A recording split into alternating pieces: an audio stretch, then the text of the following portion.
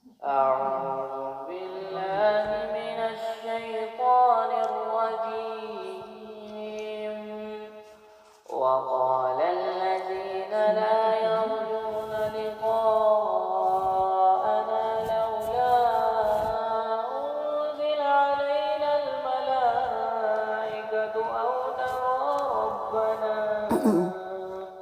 لقد استكبروا في أنفسهم وعتوا عتوا كبيرا.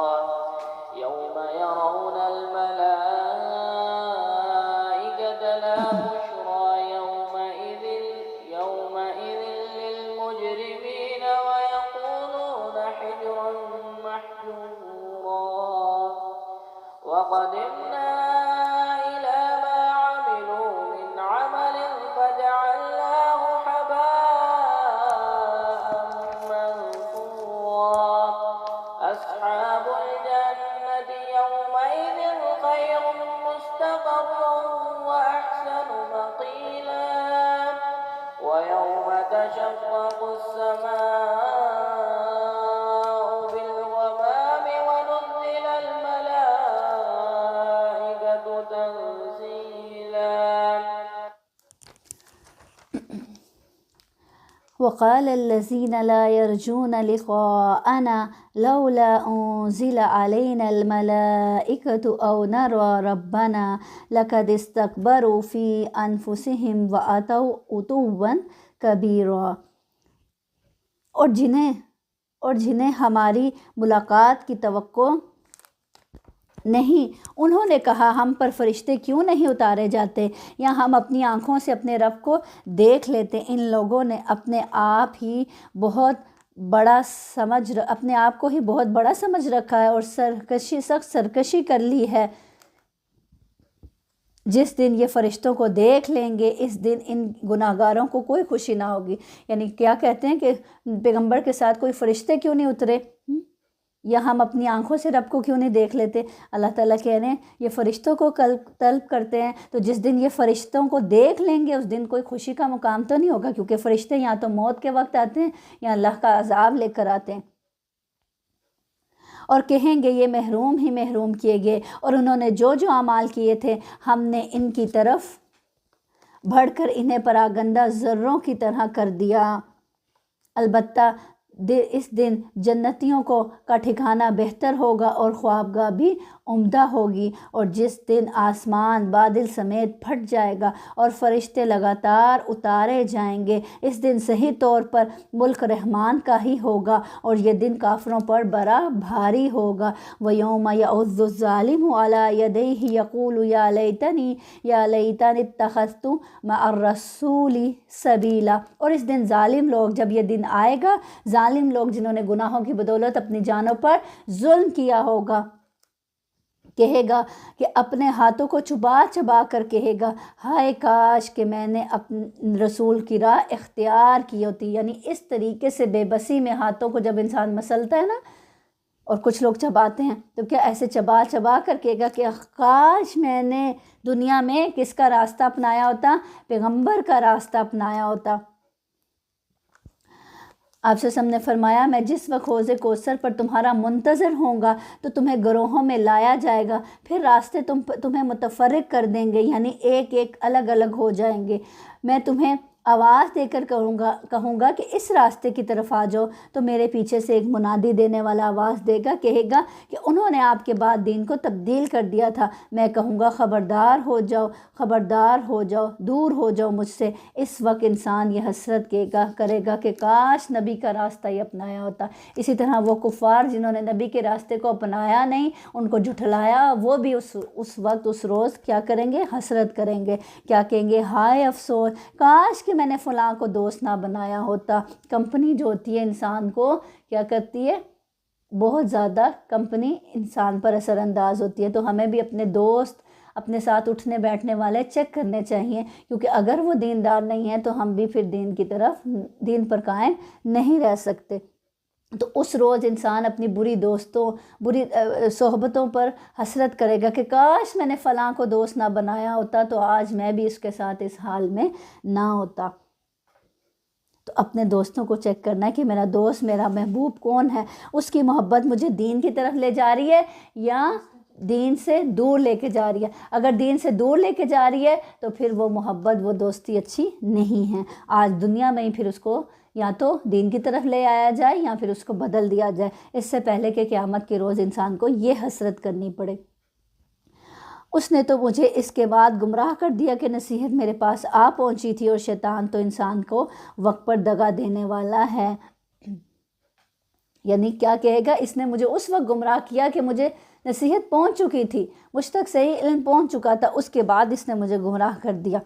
اور رسول کہے گا، اے میرے پروردگار، بے شک ان قوم اتخذوا ھذا القرآن مہجورا، کہ بے شک میری امت نے اس قرآن کو چھوڑ دیا تھا۔ یعنی اپنی امت کے ان لوگوں کے خلاف آپ صلی اللہ علیہ وسلم اس وقت گواہی دیں گے کہ جنہوں نے قرآن کو پس پش ڈال دیا تھا، اس کے مطابق اپنی زندگیاں نہیں گزاری۔ یہ ہو سکتا ہے یہ گواہی اس وقت ہو جب تمام امتوں پر اس امت کو لایا جائے گا اور پوچھا جائے گا کہ دو گواہی کیا ان امتوں کے پیغمبروں نے اپنا پیغام، اللہ کا پیغام ان امتوں تک پہنچا دیا تھا، اور وہ پھر یوں بلینک فیسز کے ساتھ کھڑے ہوں گے کیونکہ انہوں نے قرآن پڑھا ہی نہیں، ان کو پتہ ہی نہیں۔ تو اس وقت نبی کریم صلی اللہ علیہ وسلم میں بھی یہ گواہی دیں کہ اللہ تعالیٰ میری امت کے تو یہ وہ لوگ ہیں جنہوں نے قرآن کو چھوڑ ہی دیا تھا۔ یا یہ کہ جس وقت عذاب میں ڈالے جا رہے ہو، اللہ تعالیٰ سے کہیں کہ اللہ تعالیٰ میری امت کے یہ وہ لوگ ہیں جنہوں نے قرآن کو چھوڑ دیا تھا، اس پر عمل نہیں کیا تھا، اس کو سیکھا سمجھا نہیں تھا، اس کو اپنی زندگی میں نہیں لائے تھے۔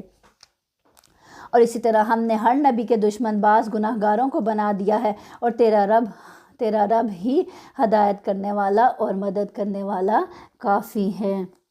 اور کافروں نے کہا، اس پر قرآن سارا کا سارا ایک ساتھ ہی کیوں نہ اتارا گیا؟ اسی طرح ہم نے تھوڑا تھوڑا کر کے اتارا تاکہ اس سے ہم آپ کا دل قوی رکھیں۔ ہم نے اسے ٹھہر ٹھہر کر ہی پڑھ سنایا ہے۔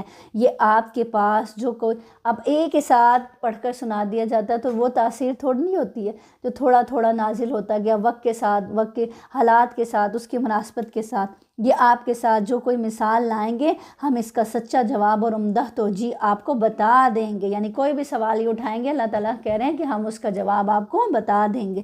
جو لوگ اپنے منہ کے بل جہنم کی طرف جمع کیے جائیں گے، وہی بدتر مکان والے اور گمراہ تر راستے والے ہیں۔ اور بلا شبہ ہم نے موسیٰ کو کتاب دی اور ان کے ہمراہ ان کے بھائی ہارون کو ان کا وزیر بنا دیا، اور کہہ دیا کہ تم دونوں ان لوگوں کی طرف جاؤ جو ہماری آیتوں کو جھٹلا رہے ہیں۔ پھر ہم نے انہیں بالکل ہی پامال کر دیا، اور قوم نوح نے بھی جب رسولوں کو جھوٹا کہا تو ہم نے انہیں غرق کر دیا اور لوگوں کے لیے انہیں نشان عبرت بنا دیا، اور ہم نے ظالموں کے لیے دردناک عذاب مہیا کر رکھا ہے۔ اور عادیوں اور سمودیوں اور کنویں والوں کو اور ان کے درمیان کی بہت سی امتوں کو ہلاک کر دیا، اور ہم نے ان کے سامنے مثالیں بیان کی، پھر ہر ایک کو بالکل ہی تباہ و برباد کر دیا۔ یہ لوگ اس بستی کے پاس سے بھی آتے جاتے ہیں جن پر بری طرح کی بارش برسائی گئی۔ یعنی یہ کون سی بستی تھی؟ قوم لوط کی بستی۔ اور بری بارش سے مراد یہاں پتھروں کی بارش ہے۔ کیا یہ پھر بھی اسے دیکھتے نہیں؟ حقیقت یہ ہے کہ انہیں مر کر ہی جی اٹھنے کی امید ہی نہیں ہے۔ یہ بستیاں شام اور فلسطین کے راستے میں پڑتی تھی جن سے ان کا اہل مکہ کا گزر ہوتا تھا۔ تو اللہ تعالیٰ یہاں پہ یہی کہہ رہے ہیں کہ یہ لوگ اس بستی کے پاس سے بھی آتے جاتے ہیں لیکن پھر بھی عبرت نہیں پکڑتے کہ ان کا انجام کیا ہوا نافرمانی کرنے والوں کا۔ اور تمہیں جب کبھی دیکھتے ہیں تو تم سے مسخرہ پن کرنے لگتے ہیں، یعنی مذاق اڑانے لگتے ہیں کہ کیا یہ وہی شخص ہے جنہیں اللہ تعالیٰ نے رسول بنا کر بھیجا ہے۔ تنزیہ طور پر کہتے ہیں کہ دیکھو یہ وہ شخص ہے، یہ ہے وہ جس کو رسول بنایا گیا ہے۔ وہ تو کہیں کہ ہم اس پر جمے رہے، ورنہ انہوں نے تو ہمیں ہمارے معبودوں سے بہکا دینے میں کوئی کسر نہیں چھوڑی تھی۔ اور یہ جب عذابوں کو دیکھیں گے تو انہیں صاف معلوم ہو جائے گا کہ پوری طرح راہ سے بھٹکا ہوا کون ہے۔ اللہ تعالیٰ پھر آگے فرما رہے ہیں، أَرَأَيْتَ مَنِ اتَّخَذَ إِلَٰهَهُ هَوَاهُ أَفَأَنْتَ تَكُونُ عَلَيْهِ وَكِيلًا۔ اللہ تعالیٰ کہہ رہے ہیں کہ آپ نے اسے بھی دیکھا ہے، اس شخص کو بھی دیکھا ہے جو اپنی خواہش نفس کو ہی اپنا معبود بنا لیتا ہے۔ اپنی خواہش نفس کو اپنا معبود بنانا کیسا ہوتا ہے؟ کیا ہوتا ہے مطلب؟ پیچھے اللہ تعالیٰ نے بتایا وہ لوگ جو بتوں کی پوجا کرتے ہیں، جو اللہ کے سوا اوروں کو معبود بناتے ہیں، یا اللہ تعالیٰ کہہ رہے ہیں ذرا غور کیا تم نے اس شخص کو دیکھا ہے جس نے اپنی خواہش نفس کو اپنا معبود بنا لیا؟ مطلب جس طریقے سے جو بھی کام کرتے ہیں وہ کہتے ہیں یہی صحیح ہے، دنیا کو دکھانے کے لیے۔ مثال کے طور پر ایک طرف اللہ کا حکم ہے اور ایک طرف اس کے دل کی خواہش ہے۔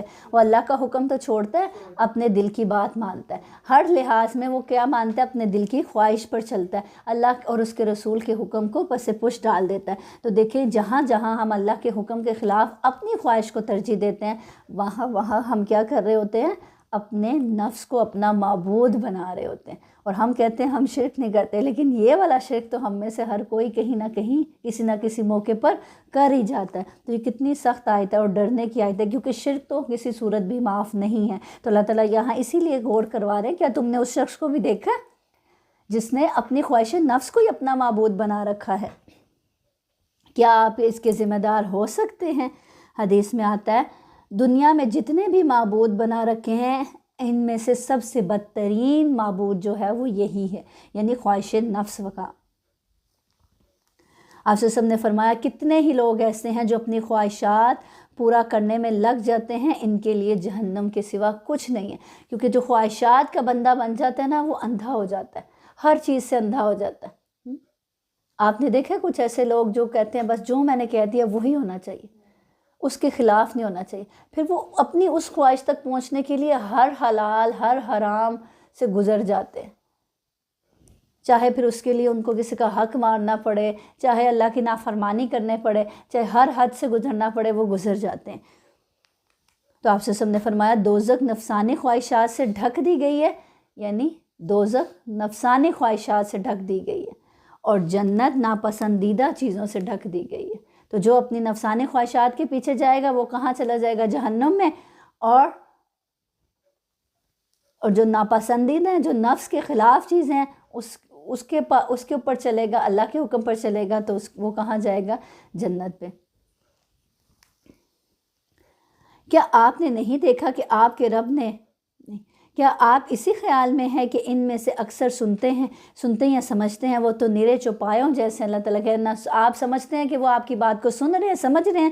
اللہ تعالیٰ کہہ رہے ہیں ہرگز نہیں، وہ تو چوپایوں کی طرح کہ چوپائے سن رہے ہوتے ہیں لیکن سمجھتے نہیں ہیں، بلکہ ان سے بھی زیادہ بھٹکے ہوئے ہیں ایسے لوگ۔ کیا آپ نے نہیں دیکھا کہ آپ کے رب نے سائے کو کس طرح پھیلا دیا ہے؟ اگر چاہتا تو اسے ٹھہرا ہوا ہی کر دیتا، پھر ہم نے آفتاب کو اس پر دلیل بنایا، پھر ہم نے اسے آہستہ آہستہ اپنی طرف کھینچ لیا۔ اور وہی ہے جس نے رات کو تمہارے لیے پردہ بنایا اور نیند کو تمہارے لیے راحت بنائی۔ نیند بھی کتنی بڑی دولت ہے، اگر یہ چھن جائے یا کبھی نیند نہ آ رہی ہو تو کتنی اذیت اٹھاتا ہے نا انسان۔ تو اللہ تعالیٰ نے دیکھی اس نعمت کا بھی ذکر کیا رات کے ساتھ کہ نیند کو تمہارے لیے راحت بنایا۔ اگر آپ سوئیں نا تو آپ کا جسم بیمار پڑ جاتا ہے، آپ کی تھوڑی سی بھی نیند ڈسٹرب ہوتی ہے تو آپ کی باڈی کام نہیں کر سکتی۔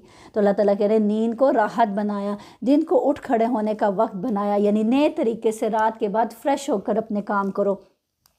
اور وہی ہے جو باران رحمت سے پہلے خوشخبری دینے والی ہواؤں کو بھیجتا ہے، اور ہم آسمان سے پاک پانی برساتے ہیں تاکہ اس کے ذریعے سے مردہ شہر کو زندہ کر دیں، اور اسے ہم اپنی مخلوقات میں سے بہت سے چوپایوں اور انسانوں کو پلاتے بھی ہیں۔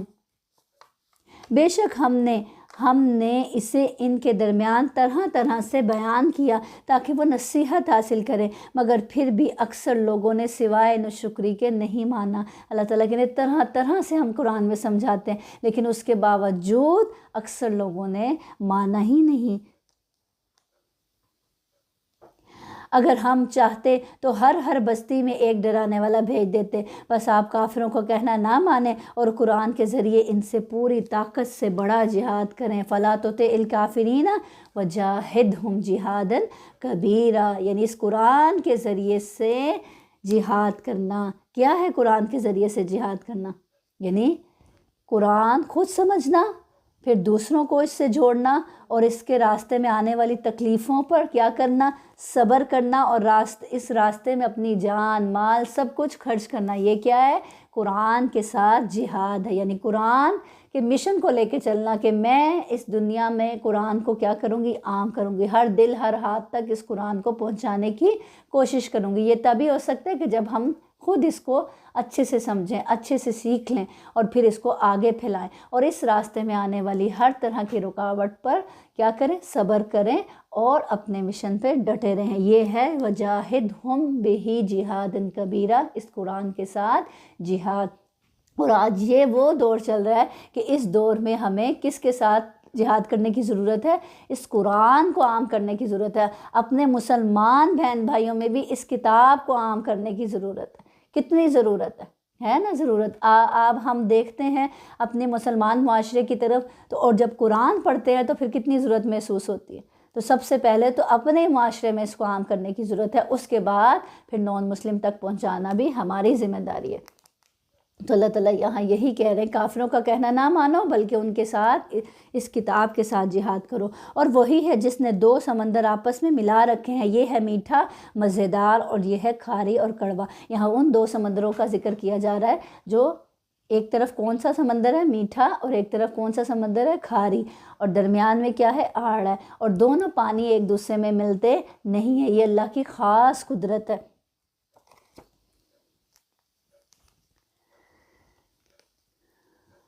تو کوئی اللہ تعالیٰ کہہ رہے ہیں ان دونوں کے درمیان ایک حجاب اور مضبوط اوٹ کر دی گئی ہے۔ کوئی انسان ایسے کر سکتا ہے؟ ایک ہی ٹپ میں آپ ایک طرف کھاری پانی گندا پانی ڈالیں اور ایک طرف میٹھا اور صاف پانی ڈالیں، وہ تو فوراً سے آپس میں مل جائیں گے۔ تو کون ہے جو ان دونوں دریاؤں کو الگ رکھے ہوئے، دونوں سمندروں کو الگ رکھے ہوئے ہیں؟ اللہ ہی رکھے ہوئے ہیں۔ اسی طرح کچھ اچھے لوگ ہوتے ہیں، کچھ برے، کچھ میٹھے ہوتے ہیں، کچھ کھاری ہوتے ہیں، لیکن رہتے ایک ہی ماحول میں ہیں۔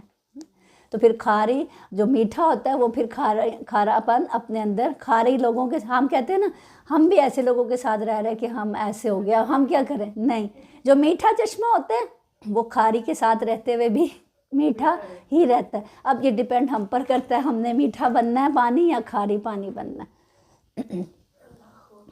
اب وہ جو کھاری آپ کے ہیں کہ میری مٹھاس اس کے اندر چلی جائے، وہ بھی میٹھا ہو جائے۔ یہ جو ہوتا ہے نا رویے، لوگوں کے رویے اچھے انسان کو چینج کر دیتے ہیں، وہ مجبور ہو جاتا ہے اگلا انسان اپنا دوسرے کو دے کے۔ ایک انسان خود بڑا اچھا ہوتا ہے نا، اس پہ بھی بڑا عمل کرنا چاہیے۔ وہی بات ہے کہ آپ نے میٹھا ہی رہنا ہے، لیکن جب دنیا آپ کو دکھاتی ہے نا اپنے رویے سے، بہت بڑے لوگ چینج ہو جاتے ہیں، ان کے رویے بھی ویسے ہی بن جاتے ہیں۔ نہیں ہونا نہیں چاہیے نا، جو میٹھا انسان ہے اس کو، اب دیکھیں نبی کریم صلی اللہ علیہ وسلم کس ماحول میں تھے، کتنی اذیتیں برداشت کرتے تھے، کتنی تکلیفیں ان کو پہنچتی تھی، کتنے طنز، یہاں تک کہ زبانی تکلیفیں نہیں، آپ صلی اللہ علیہ وسلم نے جسمانی تکالیف بھی اٹھائی ہیں، لوگوں نے پتھر بھی مارے ہیں، اتنے پتھر کہ آپ صلی اللہ علیہ وسلم کے پاؤں مبارک لہو لہان ہو جاتے تھے خون سے۔ میں اپنی بات ایک شیئر کرتی ہوں، میں چیزیں بھیجتی تھی ایسے افطاری نا لوگوں کے گھر، بہت اچھی اچھی افطاری لگتا جتنے میں رہتی تھی،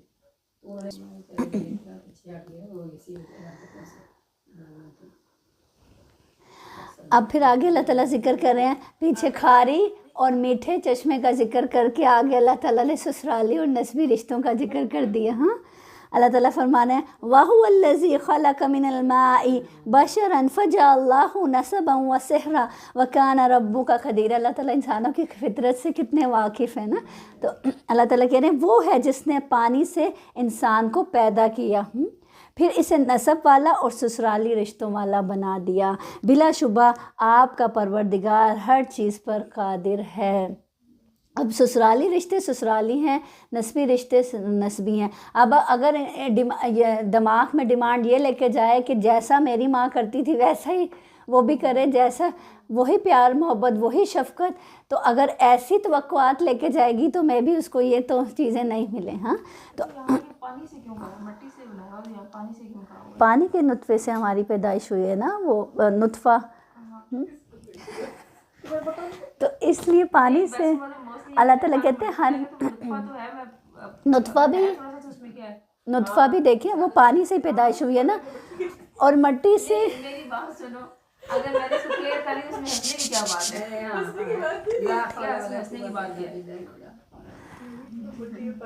پانی کے نطفے سے انسان پیدا ہوئے نا، اور قرآن میں ایک جگہ آتا ہے کہ اچھلتے ہوئے پانی سے تمہاری پیدائش ہوئی ہے. اور اسی طرح اب مٹی سے بھی آدم علیہ السلام کو مٹی سے پیدا کیا گیا اور ہم سب کیا ہے آدم علیہ السلام کی اولاد ہیں. اسی طرح جو ہم غذا کھاتے ہیں وہ کس سے بنتی ہے؟ مٹی سے بنتی ہے. اور پھر وہ غذا ہی کے ذریعے سے وہ نطفہ بھی بنتا ہے نا. بیسک ہماری کیا ہے؟ مٹی اور پھر پانی. تو یہ دونوں چیزیں ہی آ جاتی ہیں. تو اللہ تعالیٰ کہہ رہے ہیں وہ ہے جس نے پھر تمہارے سسرالی رشتے بھی بنا دیے اور پھر اور کون سے؟ نسبی رشتے بھی بنا دیے. اب دیکھنا یہ ہے کہ تم صرف میٹھا چشمہ نسبی رشتوں میں ہی بنتے ہو یا سسرالی رشتوں میں بھی میٹھا چشمہ اس کھاری ماحول میں میٹھا چشمہ بن کے کھڑے رہتے ہو. تو ممکن نہیں کہ یہ دونوں رشتے ایک سے ہی بن جائیں، لیکن ہمارے کرنے کا کام یہ ہے کہ ہم وہاں بھی میٹھا چشمہ بنے رہیں اور یہاں بھی میٹھا چشمہ بن کے کھڑے رہیں. اور پھر جو میٹھا چشمہ بنے گا تو وہ ایک نہ ایک دن اپنی مٹھاس سے سب کو میٹھا کر ہی لے گا. اور یہ بھی اللہ کی نعمتوں میں سے ہے نا کہ اللہ تعالیٰ نے آپ کو نسبی رشتے بھی دیے اور آپ کو سسرالی رشتے بھی دیے. تو یہ دونوں ہی ہماری ضرورتیں ہیں. یہ اللہ کو چھوڑ کر ان کی عبادت کرتے ہیں جو نہ تو انہیں کوئی نفع دے سکیں نہ کوئی نقصان پہنچا سکیں. اور کافر تو ہے ہی اپنے رب کے خلاف شیطان کی مدد کرنے والا. ہم تو آپ کو خوشخبری اور ڈر سنانے والا نبی بنا کر بھیجا ہے. کہہ دیجئے کہ میں قرآن کو پہنچانے پر تم سے کوئی بدلہ نہیں چاہتا، مگر جو شخص اپنے رب کی طرف راہ پکڑتا ہے اسے اس ہمیشہ زندہ رہنے والے اللہ تعالیٰ پر توکل کرے جسے کبھی موت نہیں، اور اس کی تعریف یعنی اللہ ہمیشہ سننے والا ہے، ہمیشہ دیکھنے والا ہے، اس کی تعریف کے ساتھ پاکیزگی بیان کرتے رہیں. وہ اپنے بندوں کے گناہوں سے کافی خبردار ہے. وہی ہے جس نے آسمان اور زمین اور ان کے درمیان کی سب چیزوں کو 6 دن میں پیدا کر دیا، پھر عرش پر مستوی ہوا. وہ رحمان ہے. آپ کے بارے میں کسی خبردار سے پوچھ لیجئے. خود رحمان کو نہیں جانتے تو اس کا تعارف کسی جاننے والے سے جو اپنے رحمان کو اپنے رب کو پہچانتا ہے اس سے پوچھ لو کہ رحمان کیا ہے. وہ تمہیں تعلق بتا دے گا کہ اللہ کون ہے، اللہ کیسا ہے، اللہ کیسا مہربان ہے، کیسا رحمان ہے. قرآن پڑھ کر اللہ کا تعارف آ رہا ہے نا کہ رب کون ہے. پہلے تو ہم کہتے ہیں نا اللہ ہے، لیکن قرآن پڑھ کے پتہ چلتا ہے کہ وہ کیسا رحمان ہے، اس کا تعارف سمجھ میں آتا ہے. تو اللہ تعالیٰ یہاں یہی کہہ رہے ہیں نہیں جانتے رحمان کو تو جاننے والے سے پوچھ لو. ان سے جب بھی کہا جاتا ہے کہ رحمان کو سجدہ کرو تو جواب دیتے ہیں رحمان ہے کیا ہم اسے سجدہ کریں. جیسے بچے پوچھتے ہیں نا اللہ کون ہے، تو آپ اس کو ایکسپلین کرتے ہیں نا یہ ہے اللہ ہمارے لیے یہ کرنے والا ہے، یہ کرنے والا ہے، یہ دینے والا ہے. جس کا تو ہمیں حکم دے رہا ہے، اور اس تبلیغ نے ان کی نفرت میں مزید اضافہ کر دیا. بابرکت ہے وہ جس نے آسمان میں برج بنائے اور اس میں آفتاب بنایا اور منور مہتاب بھی، اور اسی نے رات اور دن کو ایک دوسرے کے پیچھے آنے جانے والا بنایا. اس شخص کی نصیحت کے لیے جو نصیحت حاصل کرنے یا شکر گزاری کرنے کا ارادہ رکھتا ہو. وعباد الرحمن الذین یمشون فی الارض ہونا واذا خاطبہم الجاہلون قالوا السلام. پیچھے اللہ تعالیٰ نے کہا نا کہ پوچھ لو، رحمان کے بارے میں نہیں جانتے تو رحمان کو جاننے والوں سے رحمان کے بارے میں پوچھ لو. اب اس آیت سے عباد الرحمن کی صفات شروع ہو رہی ہیں کہ عباد الرحمن اللہ کے بندے رحمان کے بندے ہوتے کیسے ہوتے ہیں. رحمان کے سچے بندے تو وہ ہیں جو زمین پر عاجزی کے ساتھ چلتے ہیں، اور جب بے علم لوگ اس سے بات کرنے لگتے ہیں تو وہ کہتے ہیں سلام کر دیتے ہیں. یعنی جاہل ان سے بحث و مباحثہ کرنے لگتے ہیں. جیسے ابھی آپ ذکر کر رہی تھی کہ لوگ اس طرح کی باتیں کرتے ہیں، تو وہ باتیں کیسی ہیں؟ جہالت والی ہیں نا، کوئی ان کی تک نہیں ہے. تو جو اللہ کے بندے ہوتے ہیں وہ ایسی باتوں سے اعراض کرتے ہیں، اور صرف اعراض ہی نہیں کرتے بلکہ ان کو بھی سلام کرتے ہیں، یعنی دعا بھی دیتے ہیں ان کو کہ اللہ تمہارا بھلا کرے. تو بہترین حل ہے ایسے لوگوں کو کیا کیا جائے، ایسے لوگوں کی باتوں کو اگنور کیا جائے اور ان کو دعا دی جائے. اور جو اپنے رب کے سامنے سجدے اور قیام کرتے ہوئے، دیکھیں اللہ تعالیٰ ہر بات کا حل اسی قرآن سے دے دیتے ہیں.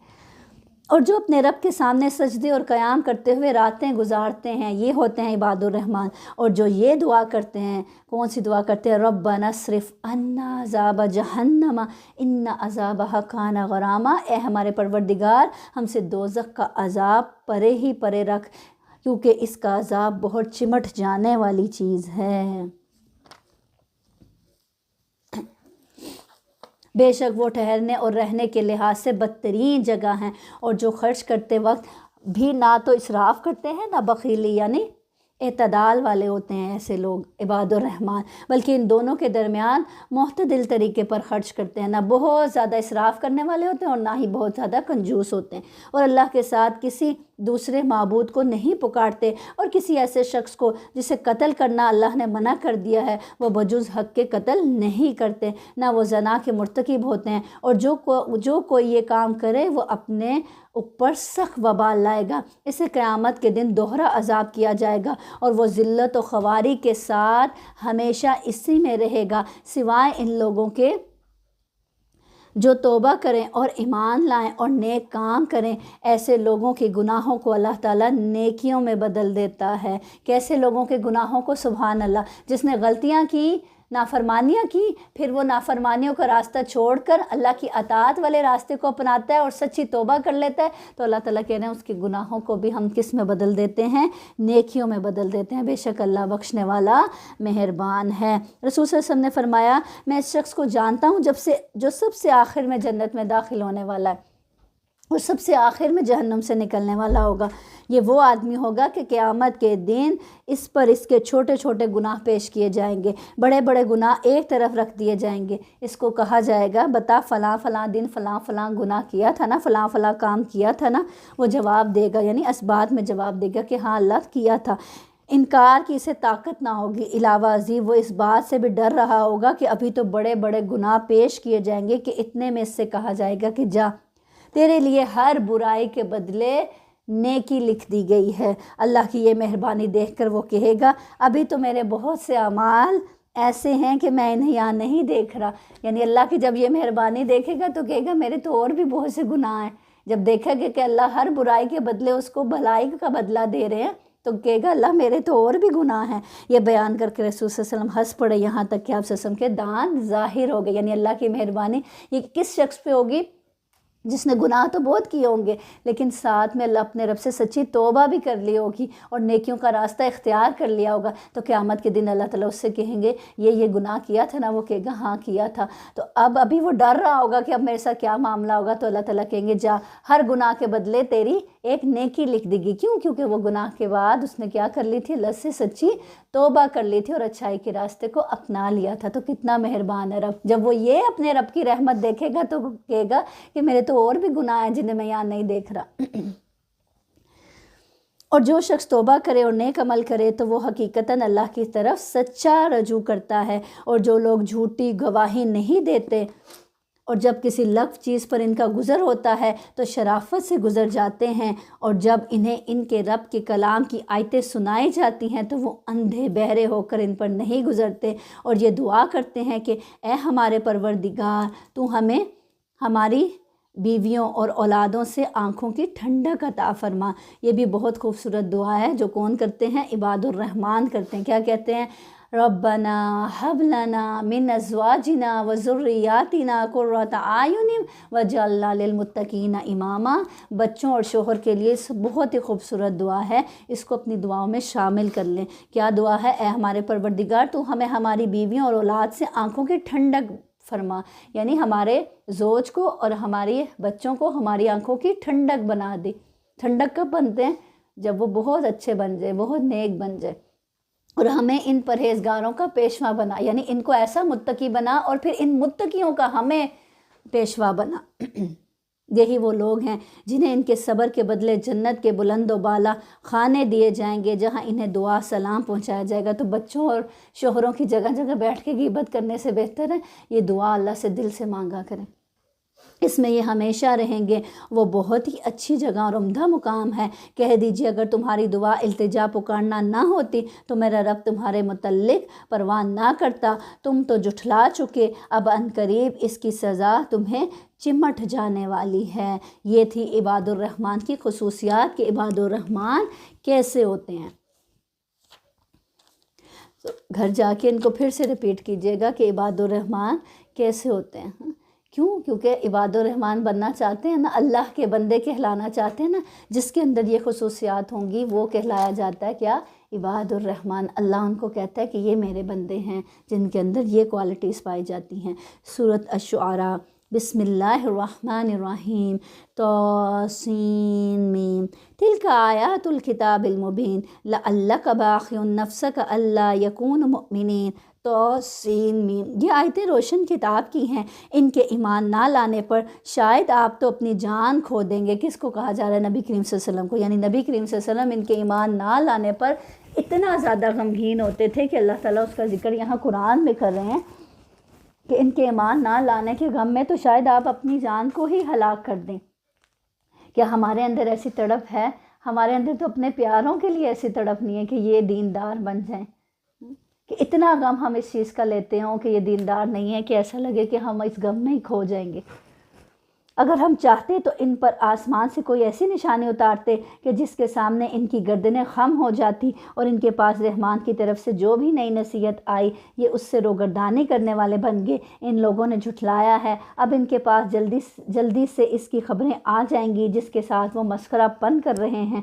یا انہوں نے زمین پر نظریں نہیں ڈالی کہ ہم نے اس میں ہر طرح کے نفیس جوڑے کس قدر اگائے ہیں، بے شک اس میں یقیناً نشانی ہے اور ان میں کہ اکثر لوگ مومن نہیں ہیں، اور تیرا رب یقیناً وہی غالب اور مہربان ہے۔ اور جب آپ کے رب نے موسیٰ علیہ السلام کو آواز دی کہ تو ظالم قوم کے پاس جا، قوم فرعون کے پاس، کیا وہ پرہیزگاری نہ کریں گے؟ موسیٰ علیہ السلام نے کہا میرے پروردگار، مجھے تو خوف ہے کہ کہیں وہ مجھے جھٹلا نہ دیں اور میرا سینہ تنگ ہو رہا ہے، یعنی یہ ایک طبی خوف تھا فرعون کے دربار میں جانے کا۔ میری زبان چل نہیں رہی، بس تو ہارون کی طرف بھی وہی بھیج، اور ان کا مجھ پر میرے ایک قصور کا دعویٰ بھی ہے، مجھے ڈر ہے کہ کہیں وہ مجھے مار نہ ڈالے۔ اب یہ قصور کون سا تھا؟ جو حضرت موسیٰ علیہ السلام سے ان کا ایک قتل ہو گیا تھا، کہ جیسے دو لوگ کیا کر رہے تھے، جھگڑ رہے تھے، اور انہوں نے حضرت موسیٰ علیہ السلام کو، ان میں سے ایک نے آواز دی تو حضرت موسیٰ علیہ السلام نے چھڑوانے کے لیے دوسرے کو کیا مارا؟ ایک مکہ مارا، جس سے اس کی ڈیتھ ہو گئی، یعنی وہ انجانے میں وہ ایک ہاتھ سے ہی اس کی ڈیتھ ہو گئی۔ تو یہاں پہ یہ اس قصور سے بھی ڈر رہے تھے کہ یہ ایسا نہ ہو کہ وہ مجھے اس کے بدلہ میں مار ڈالیں۔ جناب باری نے فرمایا ہرگز ایسا نہ ہوگا، تم دونوں ہماری نشانیاں لے کر جاؤ، یعنی تم دونوں کون؟ موسیٰ اور ہارون علیہ السلام، ہم خود سننے والے تمہارے ساتھ ہیں۔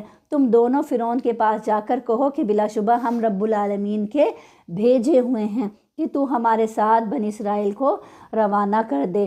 فرعون نے کہا کیا ہم نے تجھے تیرے بچپن کے زمانے میں اپنے ہاں نہیں پالا تھا، اور تو نے اپنی عمر کے بہت سے سال ہم میں نہیں گزارے؟ اب فرعون نے جو اس پر احسانات کیے تھے موسیٰ علیہ السلام پر وہ یاد دلا رہے۔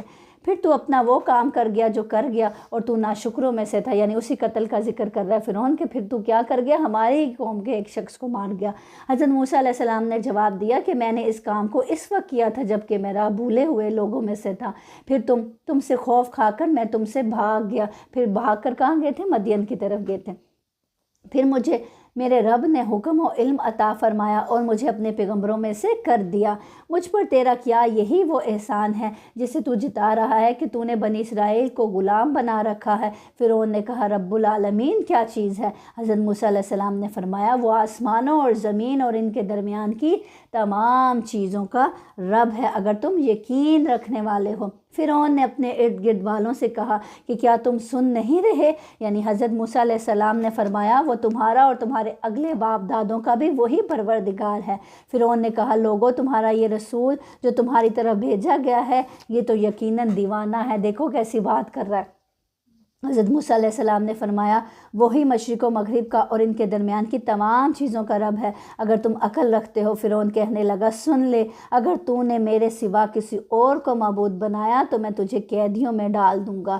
موسیٰ علیہ السلام نے کہا اگرچہ میں تیرے پاس کھلی چیز لے کر آیا ہوں تب بھی تم ایسے ہی کرو گے؟ فرعون نے کہا اگر تو سچوں میں سے ہے تو اسے پیش کر۔ آپ نے اسی وقت اپنی لاٹھی ڈال دی جو اچانک کھلم کھلا زبردست اسلحہ بن گئی، اور اپنا ہاتھ کھینچ نکالا تو وہ بھی اس وقت ہر دیکھنے والے کو سفید چمکیلا نظر آنے لگا۔ فرعون اپنے آس پاس کے سرداروں سے کہنے لگا بھئی یہ تو کوئی بڑا دانا جادوگر ہے، یہ تو چاہتا ہے کہ اپنے جادو کے زور سے تمہاری سرزمین سے ہی نکال دے۔ بتاؤ اب تم کیا حکم دیتے ہو؟ ان سب نے کہا آپ اسے اور اس کے بھائی کو مہلت دیجیے اور تمام شہروں میں ہرکارے بھیج دیجیے جو آپ کے پاس ذی علم جادوگروں کو لے آئیں۔ پھر ایک مقرر دن کے وعدے پر تمام جادوگر جمع کیے گئے اور عام لوگوں سے بھی کہہ دیا گیا کہ تم بھی مجمع میں حاضر ہو جاؤ گے تاکہ اگر جادوگر غالب آ جائیں تو ہم انہی کی پیروی کریں۔ جادوگر آ کر فرعون سے کہنے لگے کہ اگر ہم جیت گئے تو ہمیں کیا کچھ انعام ملیں گے؟ فرعون نے کہا ہاں بڑی خوشی سے، بلکہ ایسی صورت میں تو میرے خاص درباری بن جاؤ گے، تحفے بھی ملیں گے اور تم میرے خاص درباری بھی بن جاؤ گے۔ حضرت موسیٰ علیہ السلام نے جادوگروں سے فرمایا جو کچھ تمہیں ڈالنا ہے ڈال دو۔ انہوں نے اپنی رسیاں اور لاٹھیاں ڈال دی اور کہنے لگے عزت فرعون کی قسم ہم یقیناً غالب ہی رہیں گے۔ فرعون کے لیے لڑ رہے تھے نا، فرعون کے لیے مقابلہ کرنے آئے تھے، اسی لیے فرعون ہی کی قسم کھائیں۔ اب حضرت موسیٰ علیہ السلام نے بھی اپنی لاٹھی میدان میں ڈال دی، جس سے اسی وقت ان کے جھوٹ موٹ کے کرتب کو نگلنا شروع کر دیا۔ یہ دیکھتے ہی جادوگر بے اختیار سجدے میں گر گئے۔ انہوں نے صاف کہہ دیا کہ ہم تو اللہ رب العالمین پر ایمان لائے، یعنی موسیٰ علیہ السلام اور ہارون علیہ السلام کے رب پر۔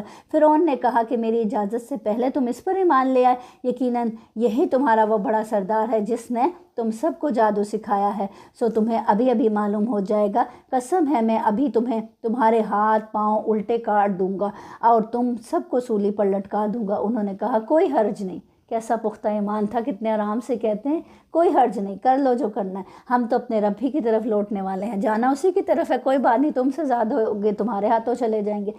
اس بنا پر کہ ہم سب سے پہلے ایمان لانے والے بنے ہیں، ہمیں امید پڑتی ہے کہ ہمارا رب سب خطائیں ہماری معاف فرما دے گا۔ اور ہم نے موسیٰ کو وحی کی کہ راتوں رات میرے بندوں کو نکال لے چل، تم سب پیچھا کیے جاؤ گے۔ فرعون نے شہروں میں ہرکاروں کو بھیج دیا کہ یقیناً یہ گروہ بہت ہی کم تعداد میں ہیں۔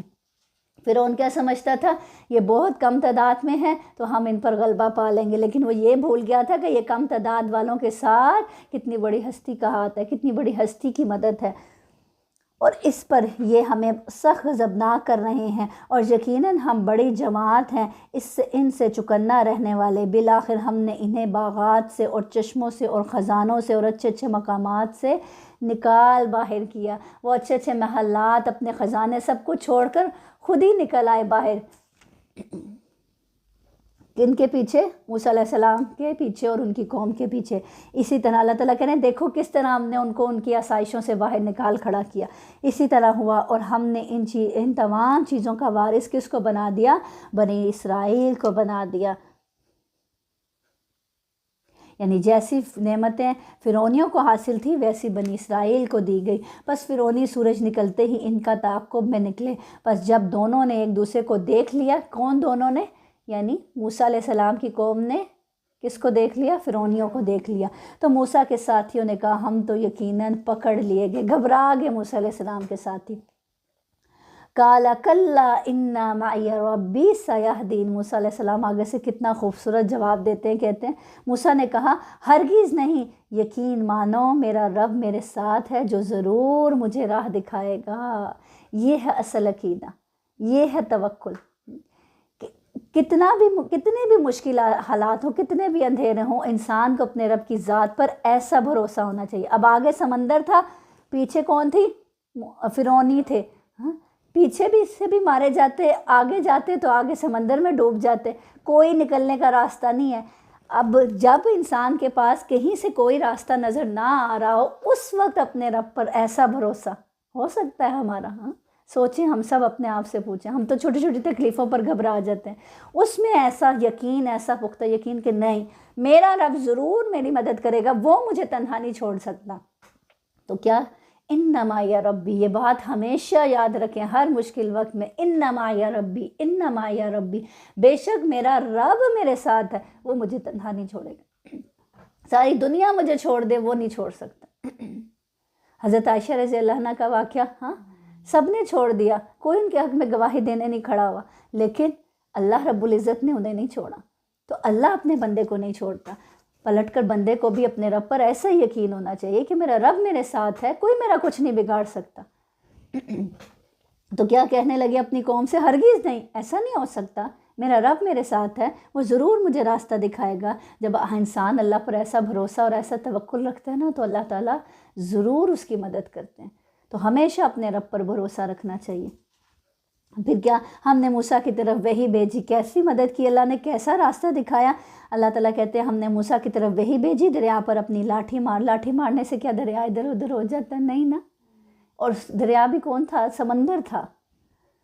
بس یہ اللہ کی رحمت تھی نا، اللہ کا اذن ہوا، اللہ نے پانی کو حکم دیا، بس اسی وقت دریا پھٹ گیا اور ہر ایک حصہ پانی کا مثل بڑے پہاڑ کے ہو گیا۔ یعنی اس طرف بھی پانی کا پہاڑ، امیجن کرنے سے بھی بندہ حیران رہ جاتا ہے، اس طرف بھی پانی کا پہاڑ اور درمیان میں سے خشک راستہ بن گیا۔ اور ہم نے اسی جگہ دوسروں کو، اچھا وہ راستہ دیکھ کے بھی فرعون ہی نہیں سمجھے کہ یہ اللہ کا کتنا بڑا معجزہ ہے۔ پھر یہی ہوتا ہے نا، جب دل سخت ہو جاتے ہیں اور اپنی خواہش کے پیچھے انسان چل جاتا ہے، پھر وہ اندھا ہو جاتا ہے، پھر اس کو کوئی حق سامنے نظر نہیں آتا، وہ پہچان ہی نہیں پاتا۔ پھر یہ سب سے بڑی بات ہے، مثال ہے کہ انسان کس طرح پھر اندھا ہو جاتا ہے، اس کو حق نظر ہی نہیں آتا پھر۔ اور ہم نے اسی جگہ دوسروں کو نزدیک لا کھڑا کر دیا۔ اب فرعون بھی نزدیک آگے، جب موسیٰ علیہ السلام کی قوم نے، موسیٰ علیہ السلام نے وہ سمندر پار کر لیا، فرعون بھی اس کے قریب آگئے کہ ہم بھی اسی راستے سے چلتے ہیں جہاں سے یہ چلے، ہم بھی یہ پار کر لیں گے۔ موسیٰ علیہ السلام کو اور اس کے تمام ساتھیوں کو اللہ نے نجات دے دی، پھر اور سب دوسروں کو ڈبو دیا۔ یقیناً اس میں اللہ تعالیٰ کے لیے بڑی عبرت ہے، اور ان میں کہ اکثر لوگ ایمان نہیں لاتے، اور بے شک آپ کا رب بڑا ہی غالب و مہربان ہے۔ پھر اللہ تعالیٰ کہہ رہے ہیں وَاتْلُ عَلَيْهِمْ نَبَأَ ابراہیم، انہیں ابراہیم علیہ السلام کا واقعہ بھی سنا دو، جبکہ انہوں نے اپنے باپ اور اپنی قوم سے فرمایا کہ تم کس کی عبادت کرتے ہو؟ انہوں نے جواب دیا کہ عبادت کرتے ہیں بتوں کی، ہم تو برابر ان کے مجاور بنے بیٹھے رہیں گے، یعنی ہم تو دن رات انہی کی عبادت کریں گے۔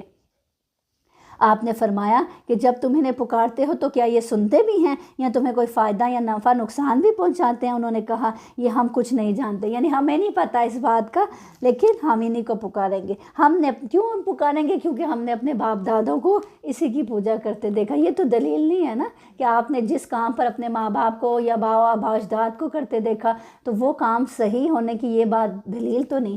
آپ نے فرمایا کچھ خبر بھی ہے جنہیں تم پوچھ رہے ہو، تم اور تمہارے اگلے باپ دادا، وہ سب میرے دشمن ہیں بجز سچے اللہ کے جو تمہارا پالنہار ہے۔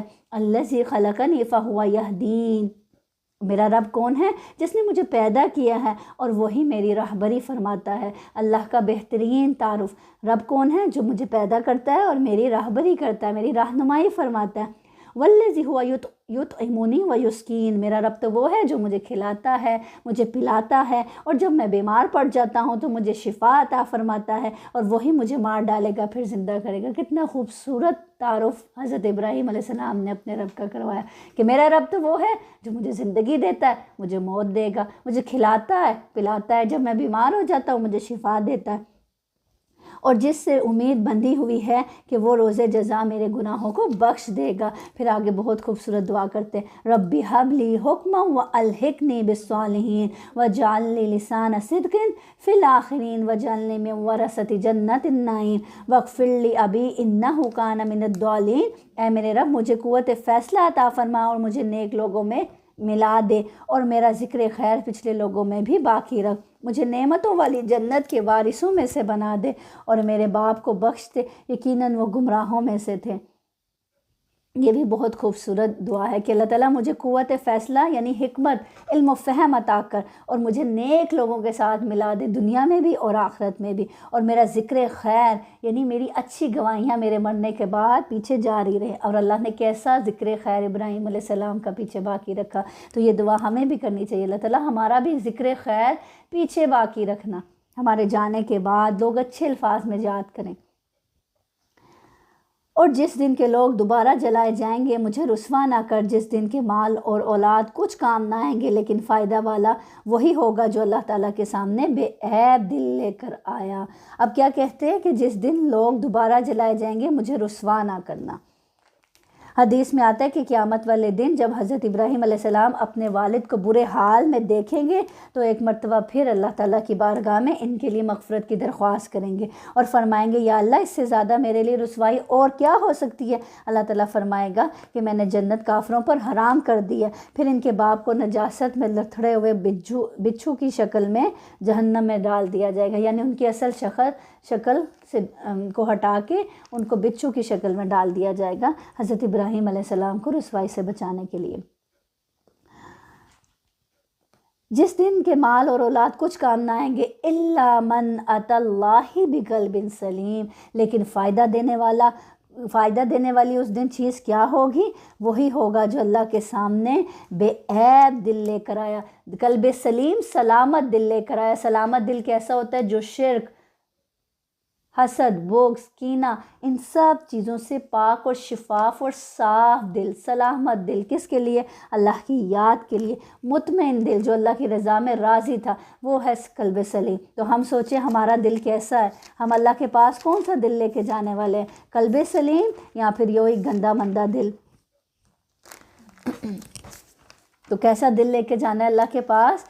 قلب سلیم لے کے جانا ہے۔ اور پرہیزگاروں کے لیے جنت بالکل نزدیک لا دی جائے گی اور گمراہ لوگوں کے لیے جہنم ظاہر کر دی جائے گی، اور ان سے پوچھا جائے گا کہ جن کی تم پوجا کرتے رہے وہ کہاں ہیں جو اللہ تعالیٰ کے سوا تھے؟ کیا وہ تمہاری مدد کرتے ہیں یا کوئی بدلہ لے سکتے ہیں؟ بس وہ سب اور کل گمراہ لوگ جہنم میں اوندھے منہ ڈال دیے جائیں گے، اور ابلیس کے تمام لشکر بھی وہاں آپس میں لڑتے جھگڑتے ہوئے کہیں گے کہ قسم اللہ کی یقیناً ہم تو کھلی غلطی پر تھے، جبکہ تمہیں رب العالمین کے برابر سمجھ بیٹھے تھے، اور ہمیں تو سوائے ان بدکاروں کے کسی اور نے گمراہ نہیں کیا تھا۔ اب تو ہمارا کوئی سفارشی بھی نہیں اور نہ کوئی سچا غمخوار دوست۔ اگر کاش کہ ہمیں ایک مرتبہ پھر جانا ملتا تو ہم پکے سچے مومن بن جاتے۔ یہ ماجرا یقیناً ایک زبردست نشانی ہے، ان میں سے اکثر لوگ ایمان لانے والے نہیں، اور یقیناً آپ کا پروردگار ہی غالب اور مہربان ہے۔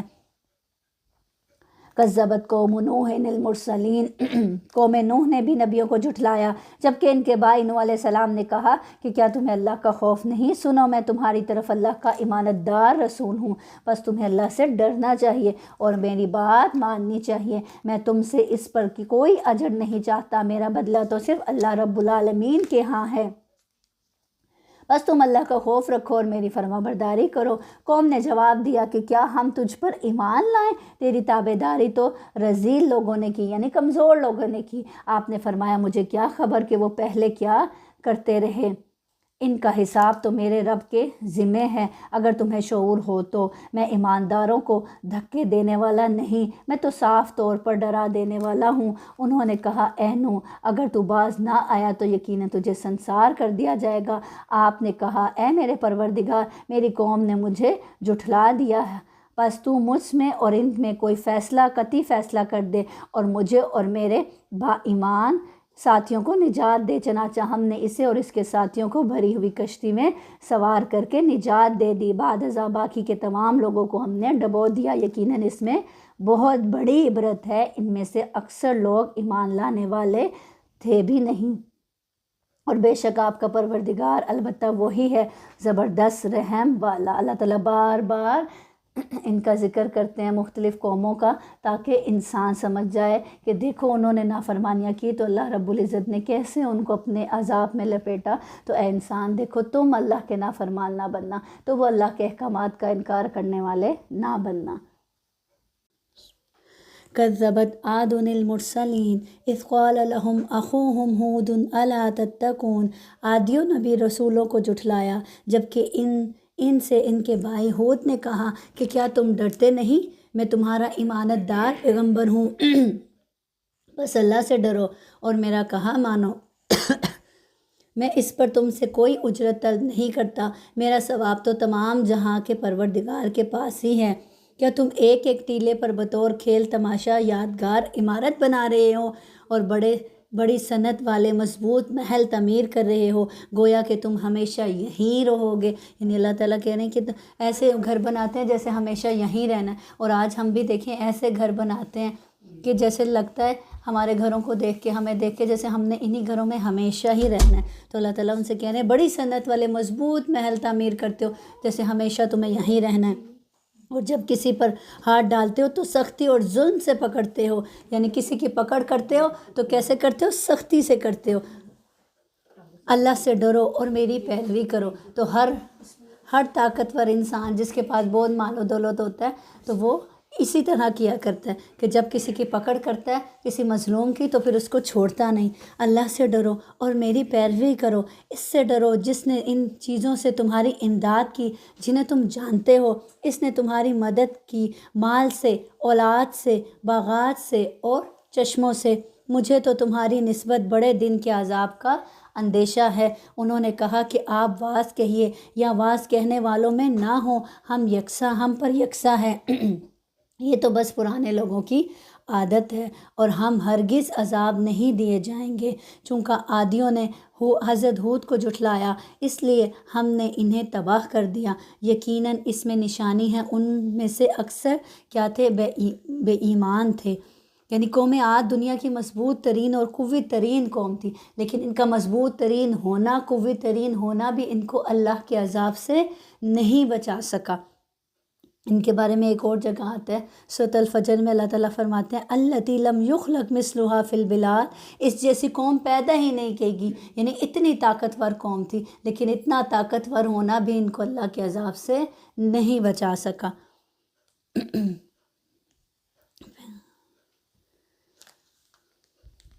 پھر اسی طرح حامیم سجدہ میں بھی آتا ہے من اشد منا قوہ، کون قوت میں ہم سے زیادہ ہے، انہوں نے کہا۔ لیکن جب اس قوم نے بھی کفر کا راستہ نہیں چھوڑا، اللہ کے دین کو نہیں اپنایا، اللہ کی مسلسل نافرمانیاں کی، تو اللہ رب العزت کا سخت عذاب انہیں پکڑ لیا۔ ان پر کیا عذاب آیا تھا؟ 7 راتیں اور 8 دن تک مسلسل ان پر آندھی چلتی رہی تھی، اور آندھی بھی اتنی تیز جو ان کو پٹکھا کر مالتی تھی۔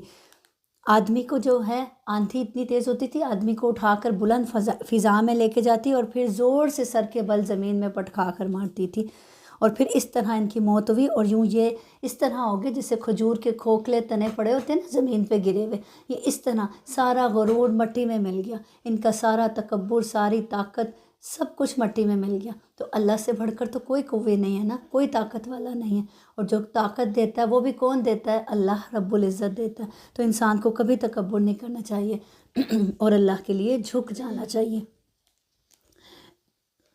بے شک آپ کا رب وہی ہے غالب مہربان۔ سمودیوں نے بھی پیغمبروں کو جھٹلایا، ان کے بھائی صالح نے ان سے فرمایا کہ کیا تم اللہ سے نہیں ڈرتے؟ میں تمہاری طرف اللہ کا امانت دار پیغمبر ہوں، تو تم اللہ سے ڈرو اور میرا کہا کرو، میں اس پر تم سے کوئی اجرت نہیں مانگتا، میری اجرت تو بس پروردگار عالم پر ہی ہے۔ کیا ان چیزوں میں جو ایمان ہیں، جو یہاں ہیں، تم امن کے ساتھ چھوڑ دیے جاؤ گے؟ یعنی تم یہ سوچ رہے ہو کہ جن نعمتوں میں تم رہ رہے ہو کیا یوں ہی ہمیشہ امن کے ساتھ چھوڑ دیے جاؤ گے؟ ہرگز نہیں، ہر انسان کو ان نعمتوں سے نکل کر جانا ہے۔ کل بھی ہم نے پڑھا تھا نا کلو نفس ذائقۃ الموت، ہر نفس کو موت کا مزہ چکھنا ہے۔ ہم ہمیشہ ان گھروں میں، ان نعمتوں میں رہنے والے نہیں ہیں، یعنی ان باغوں اور ان چشموں اور ان کھیتوں اور ان کھجوروں کے باغوں میں جن کے شگوفے نرم و نازک ہیں، اور تم پہاڑوں کو تراش کر پرتکلف مکانات بنا رہے ہو۔ بس اللہ سے ڈرو اور میری اطاعت کرو، بے باک حد سے گزر جانے والوں کی اطاعت سے باز آ جاؤ، جو ملک میں فساد پھیلا رہے ہیں اور اصلاح نہیں کرتے۔ جو کیا کرتے ہیں؟ ملک میں فساد پھیلاتے ہیں اور اصلاح نہیں کرتے، نہ اصلاح کرتے ہیں، نہ آپس میں صلح کراتے ہیں، بلکہ کیا کرتے ہیں؟ فساد پھیلاتے ہیں۔ حدیث میں آتا ہے، آپ سے ہم نے فرمایا ہر پیر اور جمعرات کو جنت کے دروازے کھولے جاتے ہیں۔ ہر پیر اور جمعرات کو کس کے دروازے کھولے جاتے ہیں؟ جنت کے، اور ہر اس بندے کو بخش دیا جاتا ہے جو اللہ کے ساتھ شریک نہیں ٹھہراتا، سوائے ان 2 آدمیوں کے جن کے درمیان کوئی لڑائی جھگڑا چل رہا ہوتا ہے۔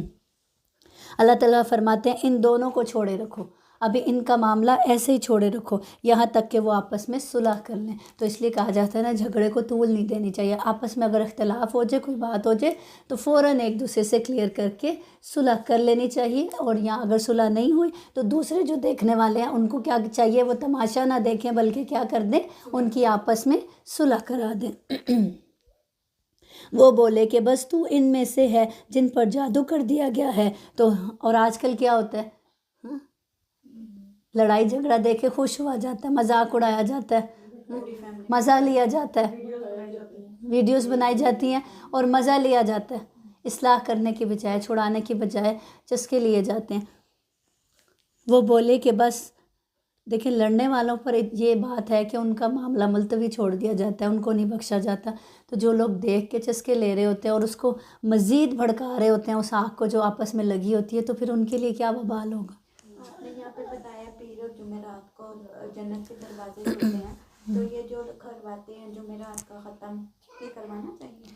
دیکھیں وہ جیسے ہم نے پہلے بھی بات کی تھی نا, پیر اور جمعرات کو جو سنت سے چیز ثابت ہے وہ روزہ ہے. نبی کریم صلی اللہ علیہ وسلم پیر اور جمعرات کا روزہ رکھتے تھے کہ جب میرے اعمال اللہ کے سامنے پیش ہوں تو میں روزے کی حالت میں ہوں. لیکن کہیں بھی آپ صلی اللہ علیہ وسلم نے جمعرات اور پیر کو ایسے ختم وغیرہ نہیں کرایا, ٹھیک ہے. تو ہم وہ کریں جو سنت سے ثابت ہے, جو آپ صلی اللہ علیہ وسلم نے کیا. اب دیکھیں بدعات جب عام ہوتی ہیں سنت پیچھے چلی جاتی ہے, ایسے ہی ہوتا ہے نا. اب یہ ختموں کی بات عام ہوگی پیر اور جمعرات کی, تو سنت جو اصل سنت تھی, نبی کریم صلی اللہ علیہ وسلم پیر اور جمعرات کا روزہ رکھا کرتے تھے, وہ سنت پیچھے چلی گئی. تو جیسے ہی بدعات بڑھتی ہیں تو پھر سنت پیچھے چلی جاتی ہے, اور ہمیں سنت کو زندہ کرنے والا بننا ہے, ٹھیک ہے انشاءاللہ. تو اگر پیر اور جمعرات کو کچھ کرنا ہی ہے تو کیا کریں, روزہ رکھیں, اپنے نبی کی سنت کو زندہ کریں. وہ بولے کہ بس تو ان میں سے ہے جن پر جادو کر دیا گیا ہے, تو ہم جیسا ہی انسان ہے. اگر تو سچوں سے ہے تو کوئی معجزہ لے آ. آپ نے فرمایا یہ ہے اونٹنی, پانی پینے کی ایک باری اس کی اور ایک مقررہ دن کی باری پانی پینے کی تمہاری ہے. خبردار اسے برائی سے ہاتھ نہ لگانا, اور ورنہ ایک بڑے بھاری دن کا عذاب تمہاری گرفت کر لے گا. پھر بھی انہوں نے اس کی کوچیں کاٹ ڈالی, بس وہ پیشما ہو گئے اور عذاب نے انہیں آ دبوچا. بے شک اس میں عبرت ہے اور ان میں سے اکثر لوگ مومن نہ تھے. اور بے شک آپ کا رب بڑا زبردست اور مہربان ہے. قوم لوط نے بھی نبیوں کو جھٹلایا. کذبت قوم لوط المرسلین, ان سے ان کے بھائی لوط علیہ السلام نے کہا کہ تم اللہ کے خوف نہیں رکھتے, میں تمہاری طرف امانت دار رسول ہوں, بس تم اللہ تعالیٰ سے ڈرو اور میری اطاعت کرو. میں تم سے اس پر کوئی بدلہ نہیں مانگتا, میرا اجر تو صرف اللہ تعالیٰ پر ہے جو تمام جہاں کا رب ہے. کیا تم جہان والوں میں سے مردوں سے شہوت رانی کرتے ہو, اور تمہاری جن عورتوں کو اللہ تعالیٰ نے تمہارا جوڑ بنایا ہے ان کو چھوڑ دیتے ہو, بلکہ تم ہو ہی حد سے گزر جانے والے. انہوں نے جواب دیا کہ اے لوط, اگر تو باز نہ آیا تو یقیناً نکال دیا جائے گا. آپ نے فرمایا میں تمہارے کام سے سخت ناخوش ہوں. میرے پروردگار مجھے اور میرے گھرانے کو اس وبال سے بچا لیں جو یہ کرتے ہیں. بس ہم نے اسے اور اس کے متعلقین کو سب کو بچا لیا, بجز ایک بڑھیا کے کہ وہ پیچھے رہ جانے والوں میں سے ہو گئی. وہ کون تھی بڑھیا؟ لوط علیہ السلام کی بیوی.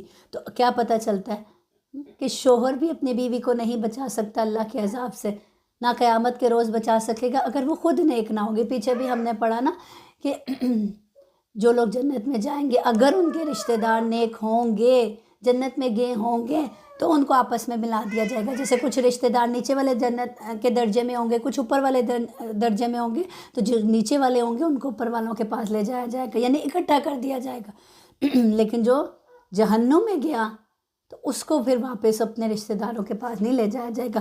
اب جیسے شوہر پیغمبر تھے, پیغمبر ہوتے ہوئے بھی اپنی بیوی کو نہیں بچا سکے, تو ہم کس توقع پہ ہوتے ہیں اچھا ہماری اولاد نے کہ ہمیں اپنے ساتھ جنت میں لے جائے گی.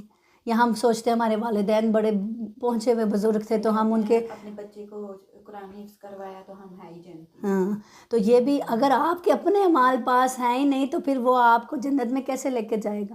خود بھی تو کوشش کرنی ہے نا, خود بھی اعمال کرنی ہے. ہر انسان اپنے اعمال پر ہی اٹھایا جائے گا. ہاں وہ جو کمی پیشی ہوگی اس کو پھر نظر انداز کر کے تو اللہ تعالیٰ، لیکن اپنی کوشش بھی انسان کی دیکھی جائے گی، وہ سب سے پہلے دیکھی جائے گی۔ اب یہ نہیں کہ خود انسان نافرمانیاں کرتا رہے کہ بس بچوں کو حافظ بنا دیا تو نجات نہیں ہوگی۔ پھر ہم نے باقی اور سب کو ہلاک کر دیا، اور ہم نے ان پر ایک خاص قسم کا می برسایا، بس بہت ہی برا می تھا جو ڈرائے گئے ہوئے لوگوں پر برسا۔ کون سا می تھا؟ بارش برسی تھی ان پر، پتھروں کی بارش۔ یہ ماجرا بھی سراسر عبرت ہے، ان میں سے بھی اکثر مسلمان نہ تھے۔ بے شک تیرا پروردگار وہی ہے غلبے والا، مہربانی والا۔ کذب اصحاب الایکۃ المرسلین، ایکا والوں نے بھی رسولوں کو جھٹلایا، جبکہ ان سے شعیب علیہ السلام نے کہا کہ کیا تمہیں ڈر خوف نہیں؟ میں تمہاری طرف امانت دار رسول ہوں، اللہ کا خوف کھاؤ اور میری فرما برداری کرو، میں اس پر تم سے کوئی اجرت نہیں چاہتا، میرا اجر تمام جہانوں کے پالنے والے کے پاس ہے۔ نہ پورا بھرا کرو، کم دینے والوں میں شمولیت نہ کرو، اور سیدھی صحیح ترازو سے تولا کرو، لوگوں کو ان کی چیزیں کمی سے نہ دو، بے باکی کے ساتھ زمین میں فساد مچاتے نہ پھرو، یعنی جب دوسروں کے حق ادا کرنے کی باری آئے تو ان کو پورا کرو، اس میں کمی ہرگز نہ کرو۔ ہم کیا کہتے ہیں؟ ہم کہتے ہیں مجھے تو میرا حق پورا ملے، جب دینے کی باری آتی ہے تو ہم اس میں تھوڑی کمی کر دیتے۔ تو یہاں پہ کیا کہا جا رہا ہے؟ اس قوم کو بھی، اس کے قوم کے اندر بھی خاص ہی برائی پائی جاتی تھی کہ یہ ناپ تول میں کیا کرتے تھے؟ کمی کرتے تھے۔ آپ کی طرف سے زیادہ چلا جائے، آپ کی طرف سے کم نہ جائے۔ سورہ فیل ہے جس میں کنکریوں کی بارش ہے، یہ وہی والی نہیں، ڈفرینٹ قوم ہے؟ جی یہ قوم لوط پر یہ عذاب آیا تھا۔ اور سورہ فیل میں جس قوم کا ذکر ہے وہ کون سی؟ وہ قریش تھے، وہ مطلب بکہ وال، ہاں جی، وہ اللہ تعالیٰ نے ابابیلوں کو بھیجا تھا جو منہ میں کنکر لے کر آئے تھے۔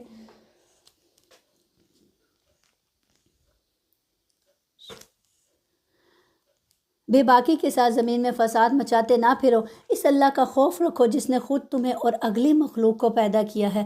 انہوں نے کہا تو ان میں سے ہے جن پر جادو کر دیا جاتا ہے، اور تو ہم ہی جیسا ایک انسان ہے، اور ہم تو تجھے جھوٹ بولنے والوں میں سے ہی سمجھتے ہیں۔ اگر تو سچے لوگوں میں سے ہے تو ہم پر آسمان کے ٹکڑے گرا دے۔ کہا کہ میرا رب خوب جاننے والا ہے جو کچھ تم کر رہے ہو۔ چونکہ انہوں نے اسے جھٹلایا تو انہیں سائبان والے دن کے عذاب نے پکڑ لیا۔ بعض روایات کے مطابق 7 دن تک ان پر سخت گرمی تھی اور دھوپ مسلط کر دی تھی اللہ تعالیٰ نے۔ اس کے بعد بادلوں کا ایک سایہ آیا، یہ لوگ بڑے خوش ہوئے اور سوچنے لگے کہ اتنے دنوں کے بعد، گرمی کے بعد اب بارش برسے گی۔ تو سب گرمی کی شدت سے بچنے کے لیے اس سائے کے تلے جمع ہو گئے اور کچھ سکھ کا سانس لیا، لیکن اچانک کیا ہوا؟ لمحے ہی میں آسمان سے بارش برسنے کی بجائے آگ کے شعلے برسنے لگے۔ یہ قوم شعیب پر عذاب آیا تھا۔ زمین زلزلے سے لرز اٹھی اور ایک سخت چنگاڑ نے انہیں ہمیشہ کے لیے موت کی نیند سلا دیا۔ اسی لیے جب آپ صلی اللہ علیہ وسلم، ہم تو خوش ہوتے ہیں نا، اچھا یہ والا موسم ہو گیا، چلو پکوڑے سموسے بناؤ، بارش کا موسم ہے۔ نبی کریم صلی اللہ علیہ وسلم پریشان ہو جایا کرتے تھے کہ میں نہیں جانتا کہ یہ عذاب لے کر آیا موسم یا پھر اللہ کی رحمت لے کے برسے گا۔ تو آپ وسلم کا ایک رنگ آتا تھا، ایک جاتا تھا۔ تو اب یہ بھی قوم بادل دیکھ کے خوش ہوئی تھی کہ گرمی کے بعد اتنے دنوں کے بعد اب بادل آئے ہیں، لیکن وہ بادل بارش کی بجائے کیا برسانے لگا؟ آگ۔ وہ بڑے بھاری دن کا عذاب تھا، یقیناً اس میں بڑی نشانی ہے اور ان میں کہ اکثر مسلمان نہ تھے۔ کیا نشانی ہے؟ کہ اللہ رب العزت کی جب نافرمانی کی جاتی ہے تو اللہ رب العزت پھر اپنے بندوں کو ایسے پکڑتا ہے، وہاں سے عذاب آتا ہے جہاں سے انسان کا وہم و گمان بھی نہیں ہوتا۔ اب انہوں نے سوچا تھا کہ یہ بادل پانی کی بجائے آگ برسائے گا، اور یقیناً تیرا پروردگار البتہ وہی ہے غلبے والا، مہربانی والا، اور بے شک و شبہ یہ قرآن رب العالمین کا نازل فرمایا ہوا ہے۔ نزل بہ الروح الامین علی قلبک لتکون من المنذرین۔ ان آیات میں قرآن کا تعارف کرایا جا رہا ہے۔ قرآن کیا ہے؟ کہ یہ رب العالمین کی طرف سے نازل کرتا ہے، اسے امانت دار فرشتے لے کر آیا ہے۔ کون امانت دار؟ کس فرشتے کا ذکر کیا جا رہا ہے؟ یعنی حضرت جبرائیل علیہ السلام آپ کے دل پر اترا ہے۔ یعنی کس کے دل پر؟ نبی کریم صلی اللہ علیہ وسلم کے، کہ آپ آگاہ کر دینے والوں میں سے ہو جائیں۔ صاف عربی زبان میں ہے، اگلے نبیوں کی کتابوں میں اس قرآن کا تذکرہ ہے۔ کوئی آپ سے پوچھے قرآن کا تعارف کراؤ تو یہ بہترین آیات ہے جس کو پڑھ کر آپ سنا سکتے ہیں۔ کیا انہیں یہ نشانی کافی نہیں کہ حقانیت قرآن کو تو بنی اسرائیل کے علماء بھی جانتے ہیں، اور اگر ہم اسے کسی اجمی شخص پر نازل فرماتے بس وہ ان کے سامنے اس کی تلاوت کرتا تو یہ اسے باور کرنے والے نہ ہوتے۔ اسی طرح ہم نے گنہگاروں کے دلوں میں اس انکار کو داخل کر دیا ہے، اور جب تک دردناک عذابوں کو ملاحظہ نہ کر لیں، ایمان نہ لائیں گے، بس وہ عذاب ان کو ناگہاں آ جائے گا، انہیں اس کا شعور بھی نہ ہوگا۔ اس وقت کہیں گے کہ کیا ہمیں کچھ مہلت دی جائے گی؟ بس کیا یہ ہمارے عذاب کی جلدی مچا رہے ہیں؟ اچھا یہ بھی بتاؤ کہ اگر ہم نے انہیں کئی سال بھی فائدہ اٹھانے دیا، پھر انہیں وہ عذاب آ لگا جن سے یہ دھمکائے جاتے ہیں، تو جو کچھ بھی یہ برتتے رہے اس میں سے کچھ بھی فائدہ نہ پہنچا سکے گا۔ یعنی دنیا کا مال و متاع جس کو یہ استعمال کرتے رہے، یہ ان کو اس سے فائدہ نہیں پہنچا سکے گا، نہ بچا سکے گا۔ ہم نے کسی بستی کو ہلاک نہیں کیا مگر اسی حال میں کہ اس کے لیے ڈرانے والے تھے۔ یعنی اللہ تعالیٰ نے کسی بستی کو ایسے ہی ہلاک نہیں کر دیا، یہاں تک کہ جب تک کہ اس کے پاس کوئی ڈرانے والا نہیں آیا، اس کو خبردار نہیں کر دیا گیا نصیحت کے طور پر۔ اور ہم ظلم کرنے والے نہیں ہیں۔ اس قرآن کو شیطان نہیں لائے۔ کیا کہا کرتے تھے کفار مکہ کہ شاید اس پر کوئی شیطان اتر آیا۔ تو کیا کہا جا رہا ہے؟ اس قرآن کو شیطان نہیں لائے، نہ وہ اس کے قابل ہیں، نہ انہیں اس کی طاقت ہے، بلکہ وہ تو سننے سے بھی محروم کر دیے گئے ہیں۔ سننے سے کیسے محروم کر دیے گئے؟ پیچھے آپ کو بتایا تھا نا کہ شیاطین آسمان پر جاتے تھے خبر سننے کے لیے، تو ان کو کیا لگتا تھا؟ شہاب ثاقب، سخت پہرا لگا دیا گیا تھا جب قرآن نازل ہو رہا تھا کہ کہیں یہ نہ سن سکیں اور کہیں وہ اس میں کچھ ملاوٹ نہ کر سکے، اس لیے مکمل طور پر قرآن کی حفاظت کی گئی۔ اللہ تعالیٰ یہاں پہ یہی کہہ رہا ہے کہ یہ کہتے ہیں کہ ان پر کوئی شیطان اترتا ہے، اللہ تعالیٰ کہہ رہے ہیں شیطانوں سے تو مکمل پہرا لگا دیا گیا تھا، وہ تو اس کو سننے سے محروم کر دیے گئے تھے۔ بس تو اللہ کے ساتھ کسی اور معبود کو نہ پکار کہ تو بھی سزا پانے والوں میں سے ہو جائے، اپنے قریبی رشتے والوں کو ڈرا دے۔ یہ وہ آیت ہے جس کے بعد نبی کریم صلی اللہ علیہ وسلم نے صفا پہاڑی پر چڑھ کر اپنے تمام رشتہ داروں کو تبلیغ کی تھی۔ آپ سے ہم نے فرمایا تھا یا صباحا کہہ کر آواز دی۔ یہ کلمہ اس وقت بولا جاتا ہے جب دشمن اچانک حملہ کر دے، اس کے ذریعے سے قوم کو خبردار کیا جاتا ہے۔ یہ کلمہ سن کر لوگ جمع ہو گئے۔ آپ نے قریش کے مختلف قبیلوں کے نام لے لے کر فرمایا بتلاؤ اگر میں تمہیں یہ کہوں کہ اس پہاڑ کی پشت پر دشمن کا لشکر موجود ہے جو تم پر حملہ آور ہوا جاتا ہے تو کیا تم مانو گے؟ سب نے کہا ہاں یقیناً ہم مانیں گے، کیوں؟ کیونکہ ہم آپ کو سچا سمجھتے ہیں، ہم تصدیق کریں گے کیونکہ آپ سچے ہیں۔ آپ سے نے فرمایا کہ مجھے اللہ نے نذیر بنا کر بھیجا ہے، میں تمہیں ایک سخت عذاب سے ڈراتا ہوں۔ اس پر ابو لہب نے کہا تیرے لیے ہلاکت ہو، کیا تو نے ہمیں اس لیے بلایا تھا؟ اس کے جواب میں سورۃ تبت نازل ہوئی، ورنہ تبت یدا ابی لہب۔ آپ صلی اللہ علیہ وسلم نے اپنی بیٹی فاطمہ اور پھوپھی صفیہ کو بھی فرمایا تم اللہ کے ہاں بچاؤ کا بندوبست کر لو، میں وہاں تمہارے کام نہیں آ سکوں گا، یعنی آج دنیا میں اپنے بچاؤ کا سبب کر لو۔ اللہ کے پیغمبر ہوتے ہوئے اللہ تعالیٰ، اللہ کے نبی اپنی بیٹی کو کہہ رہے ہیں، اپنی پھوپھی کو کہہ رہے ہیں کہ میں وہاں تمہارے کچھ کام نہیں آؤں گا۔ جیسے حضرت ابو طالب، کتنی محبت تھی نبی کریم صلی اللہ علیہ وسلم کو ان سے، جو ان کے چچا تھے، آخری وقت تک انہوں نے آپ صلی اللہ علیہ وسلم کا اس کتاب کو پھیلانے میں، اللہ کے پیغام کو پہنچانے میں کتنی مدد کی، ہر جگہ ان کے آگے آ کے کھڑے ہو جاتے تھے ڈال کی طرح، لیکن ایمان نہ لائے، اور آپ صلی اللہ علیہ وسلم کو کتنی طلب تھی ان کے وہ ایمان لیں۔ تو کسی کا پیغمبر ہونا بھی، اب جیسے لوط علیہ السلام کا بھی پڑھا کہ وہ بھی اپنی بیوی کو نہیں بچا سکے، حضرت نبی کریم صلی اللہ علیہ وسلم کی چاہت کے باوجود حضرت ابو طالب کو مسلمان نہیں کر سکے، ان کو اللہ کے عذاب سے نہیں بچا سکے۔ یہی کہا تھا نا آخری وقت میں انہوں نے ان کو کہ آپ صرف کلمہ پڑھ لیں، اگر آپ نے کلمہ پڑھ لیا تو میں اللہ تعالیٰ سے سفارش کر سکوں گا کہ یہ مسلمان تھے۔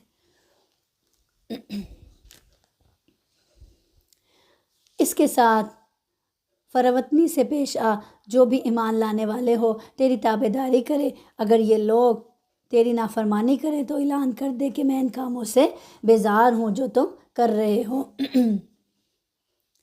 تو آپ صلی اللہ علیہ وسلم سے کیا کہا جا رہا ہے کہ ان کے ساتھ نرمی سے پیش ہو، ان کے لیے اپنے کندھے جھکا دو۔ تو دیکھیں آپ صلی اللہ علیہ وسلم کہ کیسے بہترین نمونہ تھے نرمی کا، کہ ایک مرتبہ ایک شخص آپ صلی اللہ علیہ وسلم کے پاس آیا اور آپ صلی اللہ علیہ وسلم نماز کے لیے کھڑے ہوئے تھے، اور ایک عام آدمی آیا آپ کے پاس اور آپ کی چادر کھینچ کر کہنے لگا کہ میرا ایک چھوٹا سا کام ہے اور مجھے ڈر ہے کہ میں بھول جاؤں گا۔ تو آپ صلی اللہ علیہ وسلم اس کے ساتھ چل پڑے اس کا وہ کام کرنے کے لیے، اللہ کے نبی ہو کر، امام ہو کر، امامت کے لیے کھڑے، نماز کے لیے کھڑے۔ تو ایک عام آدمی نے آ کر اور کہہ بھی کیسے رہا ہے چادر کھینچ کے، تو آپ سے کے اندر اتنی عاجزی تھی، اتنی نرمی تھی کہ فوراً اس کے ساتھ چلے گئے اس کا کام کرنے کے لیے۔ اسی طرح ایک بدو آیا تھا، اس نے بھی آ کر آپ وسلم کی چادر کھینچی تھی، اور اتنی زور سے کھینچی تھی کہ آپ وسلم کے گلے مبارک پہ نشان پڑ گیا تھا، اور آ کے اس نے کہا تھا کہ جو اللہ نے آپ کو دیا مجھ پہ بھی وہ خرچ کرو۔ تو پھر آپ وسلم پلٹ کے اس کی طرف کیسے دیکھا؟ مسکرا کر دیکھا۔ یہ تھا آپ وسلم کا اخلاق۔ آج ہمارا بچہ ہی دوپٹہ کھینچ لے تو کتنا غصہ آتا ہے۔ اور صرف جی بالکل، اور پھر مسکرا کے نہیں صرف دیکھا بلکہ وہ جو مانگ رہا تھا اس کو وہ بھی عطا کی۔ ہم ہوتے تو ہم کہتے اب تو بالکل کہ اس کی بات سننا، اس نے یہ رویہ اپنایا۔ نہیں ابھی کھڑے ہوئے تھے نا، جیسے ابھی اسٹارٹ نہیں کی۔ اگر یہ لوگ تیری نافرمانی کریں تو اعلان کر دے کہ میں ان کاموں سے بیزار ہوں جو تم کر رہے ہو۔ اپنا بھروسہ غالب مہربان اللہ پر رکھو۔ اللہ سے بڑھ کر کوئی مہربان نہیں ہے، چاہے وہ آپ کا شوہر ہے، چاہے وہ آپ کی اولاد ہے، چاہے وہ آپ کے پیرنٹس ہیں، کوئی بھی اللہ سے بڑھ کر آپ کے لیے مہربان نہیں ہو سکتا۔ تو اس لیے سب سے زیادہ انسان کو بھروسہ کس پر کرنا چاہیے؟ جیسے پیچھے بھی بار بار آتا ہے نا، توکل کرنے والوں کو کس پر بھروسہ کرنا چاہیے، کس پر توکل کرنا چاہیے؟ اللہ ہی کی ذات اس لائق ہے کہ انسان اس پر بھروسہ کرے، جو تجھے دیکھتا رہتا ہے جب کہ تو کھڑا ہوتا ہے، اور سجدہ کرنے والوں کے درمیان تیرا گھومنا پھرنا بھی، یعنی ہر حال میں اللہ تعالیٰ کہہ رہے ہیں ہم آپ کو دیکھ رہے ہوتے ہیں۔ وہ بڑا ہی سننے والا اور ہو بھی جاننے والا۔ اللہ ہمیں بھی دیکھ رہے ہوتے ہیں جب ہم قرآن سن رہے ہوتے ہیں، کس طرح سے بیٹھے ہوتے ہیں، نماز کے لیے کھڑے ہوتے ہیں تو کس دل سے کھڑے ہوتے ہیں اور کیسی نماز پڑھ رہے ہوتے ہیں۔ اللہ تعالیٰ کہہ رہے ہیں تمہارے سجدوں کو بھی دیکھ رہا ہوتا ہوں، تمہارے قرآن پڑھنے کو بھی دیکھ رہا ہوتا ہوں، ہر حال میں تمہیں واچ کر رہا ہوتا ہوں۔ اور ہم جب جہاں نماز پہ کھڑے ہوتے ہیں، یہ شیطان یہ بات بھلا ہی دیتا ہے، پتہ ہے ہم اللہ کے آگے کھڑے ہیں، لیکن شیطان یہ بات ہمیں بھلا ہی دیتا ہے کہ ہم اللہ کے آگے کھڑے ہیں، اور اپنی سوچوں میں لے جاتا ہے ہمیں، اور وسوسات میں گم کر دیتا ہے، اور پھر ہمیں پتہ ہی نہیں لگتا ہم نے کیا پڑھا تھا۔ تو اس وقت اگر یہ بات یاد رہے کہ اللہ مجھے دیکھ رہا ہے، تو پھر نماز کا الگ ہی لطف ہو، نماز الگ ہی طرح کی ہو۔ وہ بڑا ہی سننے والا اور خوب ہی جاننے والا ہے۔ کیا میں تمہیں بتاؤں کہ شیطان کس پر اترتے ہیں؟ اب یہ کہا کرتے تھے نا کہ شیطان، کفار مکہ کیا کہتے تھے؟ کوئی شیطان اترتا ہے جو آپ سے کو یہ باتیں بتا جاتا ہے۔ تو اللہ تعالیٰ کہہ رہے ہیں میں تمہیں بتاؤں شیطان کس پر اترتے ہیں؟ وہ ہر ایک جھوٹے گناہ گار پر اترتے ہیں، جبکہ نبی کریم صلی اللہ علیہ وسلم تو نہ جھوٹے ہیں اور نہ ہی گناہ گار ہیں۔ سنی سنائی پہنچا دیتے ہیں، اور ان میں سے اکثر جھوٹے ہیں، یعنی شیطانوں میں سے۔ شاعروں کی پیروی وہ کرتے ہیں جو بہکے ہوئے ہیں۔ ایک چیز کیا کہتے تھے؟ کوئی شیطان اترتا ہے، دوسری کیا کہتے تھے؟ یہ شاعر ہے۔ تو اللہ تعالیٰ کہہ رہے ہیں شاعروں کی پیروی تو وہ کرتے ہیں جو بہکے ہوئے ہوتے ہیں، لیکن نبی کریم صلی اللہ علیہ وسلم کی پیروی تو ایسے لوگ نہیں کرتے۔ کیا آپ نے نہیں دیکھا کہ شاعر ایک بیابان میں سر ٹکراتے پھرتے ہیں اور وہ کہتے ہیں جو کرتے نہیں؟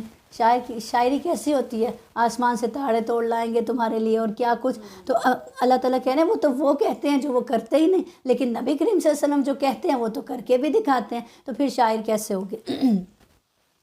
سوائے ان کے جو ایمان لائے اور نیک عمل کیے اور بکثرت اللہ تعالیٰ کا ذکر کیا اور اپنی مظلومی کے بعد انتقام لیا، جنہوں نے ظلم کیا ہے وہ بھی ابھی جان لیں گے کہ کس کروٹ الٹتے ہیں۔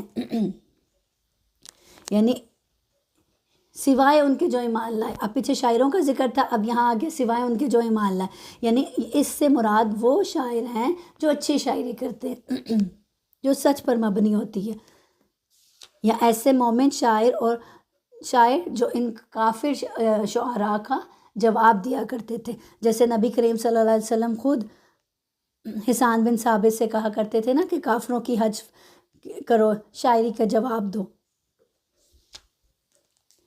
نبی کریم صلی اللہ علیہ وسلم ان کو فرماتے کہ ان کافروں کی حج بیان کرو، جبرائیل علیہ السلام بھی تمہاری مدد کرے گا۔ یعنی یہ جو شاعر کہتے ہیں اپنے شاعر سے ان کو جواب دو، اور تمہاری مدد کون کرے گا؟ جبرائیل علیہ السلام۔ تو پتہ کیا چلتا ہے؟ اچھے شاعر جو سچی بات کریں، حق کی بات کریں، آج بھی بہت سے اچھے اشعار ہوتے ہیں نا پوئمس کی صورت میں، جو آپ کو اور ولولہ دیتے ہیں دین کی طرف آنے کا، جہاد کی طرف جانے کا۔ تو اس آیت میں وہ شاعر مراد ہیں۔ بسم اللہ الرحمن الرحیم، سورۃ النمل۔ طاسین تلک آیات القرآن و کتاب مبین ھدی و بشریٰ للمؤمنین۔ ہدایت اور خوشخبری، طاسین یہ آیتیں ہیں قرآن کی، یعنی واضح اور روشن کتاب کی، ہدایت اور خوشخبری ایمان والوں کے لیے جو نماز کو قائم کرتے ہیں اور زکوٰۃ ادا کرتے ہیں اور آخرت پر یقین رکھتے ہیں۔ ایسے لوگوں کے لیے ہے خوشخبری۔ جو لوگ قیامت پر ایمان نہیں لاتے، ہم نے انہیں ان کے کرتوت زینت دار کر دکھائے ہیں، بس وہ بھٹکتے پھرتے ہیں۔ جو لوگ کفر کرتے چلے جاتے ہیں، اللہ کی نافرمانیاں کرتے چلے جاتے ہیں، اللہ تعالیٰ کہتے ہیں ہم بھی پھر ان کے اعمال ان کو خوبصورت بنا کے دکھاتے ہیں۔ ایسے ہی ہے نا، جب انسان نافرمانیوں میں پڑ جاتا ہے اس کو اپنا ہر برا کام بھی اچھا لگ رہا ہوتا ہے، اور اگر کوئی اس کو کہے کہ یہ غلط ہے تو وہ تسلیم ہی نہیں کرتا اس بات کو۔ یہی لوگ ہیں جن کے لیے برا عذاب ہے اور آخرت میں بھی وہ سخت نقصان یافتہ ہیں۔ بے شک آپ کو اللہ حکیم و علیم کی طرف سے قرآن سکھایا جا رہا ہے۔ یاد ہوگا جب کہ موسیٰ علیہ السلام نے اپنے گھر والوں سے کہا کہ میں نے آگ دیکھی ہے، میں وہاں سے یا تو کوئی خبر لے کر یا آگ کا کوئی سلگتا ہوا انگارہ لے کر ابھی تمہارے پاس آ جاؤں گا تاکہ تم سینگ تاب کر لو، یعنی اس سے گرمائش حاصل کر لو۔ جب وہاں پہنچے تو آواز دی گئی کہ بابرکت ہے وہ جو اس آگ میں ہے، اور برکت دیا گیا ہے جو اس کے آس پاس ہے، اور پاک ہے اللہ جو تمام جہانوں کا پالنے والا ہے۔ یہ وہی ذکر چل رہا ہے جو پیچھے گزرا تھا نا، کہ حضرت موسیٰ علیہ السلام جب واپس آ رہے تھے اور پھر راستے میں انہوں نے آگ دیکھی، اپنی بیوی کو لے کے مدین سے واپس آ رہے تھے۔ موسیٰ سن، بات یہ ہے کہ میں ہی اللہ ہوں، غالب ہوں، باحکمت، تو اپنی لاٹھی ڈال دے۔ موسیٰ نے جب اسے ہلتا جلتا دیکھا اس طرح کہ گویا وہ ایک سانپ ہے، تو منہ موڑے ہوئے پیٹھ پھیر کر بھاگے اور پلٹ کر بھی نہ دیکھا۔ اے موسیٰ خوف نہ کر، میرے حضور میں پیغمبر ڈرا نہیں کرتے، لیکن جو لوگ ظلم کریں پھر اس کے عوض نیکی کریں اس برائی کے پیچھے، تو میں بھی بخشنے والا مہربان ہوں۔ یعنی گناہ کر کے اپنی اگر جان پر ظلم کر لیں تو پھر کیا کریں؟ اگر اس کے پیچھے نیکی لے آئیں، یعنی اپنی اصلاح کر لیں، توبہ کر لیں، اور ساتھ میں اس کے پیچھے کوئی نیکی کر لیں، تو اللہ تعالیٰ کہہ رہے میں بھی بخشنے والا پھر مہربان ہوں ایسے انسان کے لیے۔ اور اپنا ہاتھ اپنے گریبان میں ڈال، وہ سفید چمکیلا ہو کر نکلے گا بغیر کسی عیب کے، تو 9 نشانیاں لے کر فرعون اور اس کی قوم کی طرف جا، یقیناً وہ بدکاروں کا گروہ ہے۔ بس جب ان کے پاس آنکھیں کھول دینے والے ہمارے معجزے پہنچے تو وہ کہنے لگے یہ تو سری جادو ہے۔ انہوں نے انکار کر دیا حالانکہ ان کے دل یقین کر چکے تھے، صرف ظلم اور تکبر کی بنا پر۔ بس دیکھ لیجئے کہ ان فتنہ پرداز لوگوں کا انجام کیسا کچھ ہوا۔ اور ہم نے یقیناً داؤد اور سلیمان کو علم دے رکھا تھا، اور دونوں نے کہا تعریف اس اللہ کے لیے ہے جس نے ہمیں اپنے بہت سے ایماندار بندوں پر فضیلت عطا فرمائی ہے، اور داؤد کے وارث سلیمان ہوئے، یعنی نبوت اور بادشاہت کی وراثت۔ اور کہنے لگے لوگوں ہمیں پرندوں کی بولی سکھائی گئی ہے، اور ہم سب کچھ میں سے دیے گئے ہیں، یعنی ہر نعمت سے اللہ رب العزت نے ہمیں نوازا ہے۔ بے شک یہ بالکل کھلا ہوا فضل الہی ہے۔ سلیمان کے سامنے ان کے تمام لشکر جنات اور انسان اور پرند میں سے جمع کیے گئے، یعنی ہر انسانوں کے علاوہ چرند پرند انسان جن سب ان کے سامنے پیش ہوتے تھے، عدالت لگتی تھی، سب پر ان کا اختیار تھا، سب پر ان کے حکم چلتے تھے، ہر قسم الگ الگ درجہ بندی کر دی گئی تھی۔ کیا منظر ہوگا نا، یہ پرندوں کا لشکر کھڑا ہے، یہ جنوں کا، یہ انسانوں کا، یہ چرند پرند کا، یہ ہر طرح طرح کے لشکر۔ اتنی بڑی بادشاہت دی تھی اللہ رب العزت نے سلیمان علیہ السلام کو، لیکن اتنی بڑی بادشاہت حاصل کرنے کے باوجود بھی ان میں کوئی تکبر، پیچھے بار بار تکبر کی بات آ رہی ہے نا، کہ جب تم اللہ نعمتوں میں پڑھتے ہو تو تکبر کرنے لگتے ہو، قوت آتی ہے تمہارے پاس تو تم اللہ کی نافرمانیاں کرنے لگتے ہو۔ تو اب دیکھیں یہاں پہ اب مثال دی جا رہی ہے کہ جو اللہ کے بندے ہوتے ہیں وہ ہر حال میں پھر بھی اللہ سے جڑے رہتے ہیں، چاہے اتنی بڑی بادشاہت کے مالک ہی کیوں نہ بن جائیں۔ جب وہ چونٹیوں کے میدان میں پہنچے تو ایک چونٹی نے کہا، اے چونٹیوں اپنے اپنے گھروں میں گھس جاؤ، ایسا نہ ہو کہ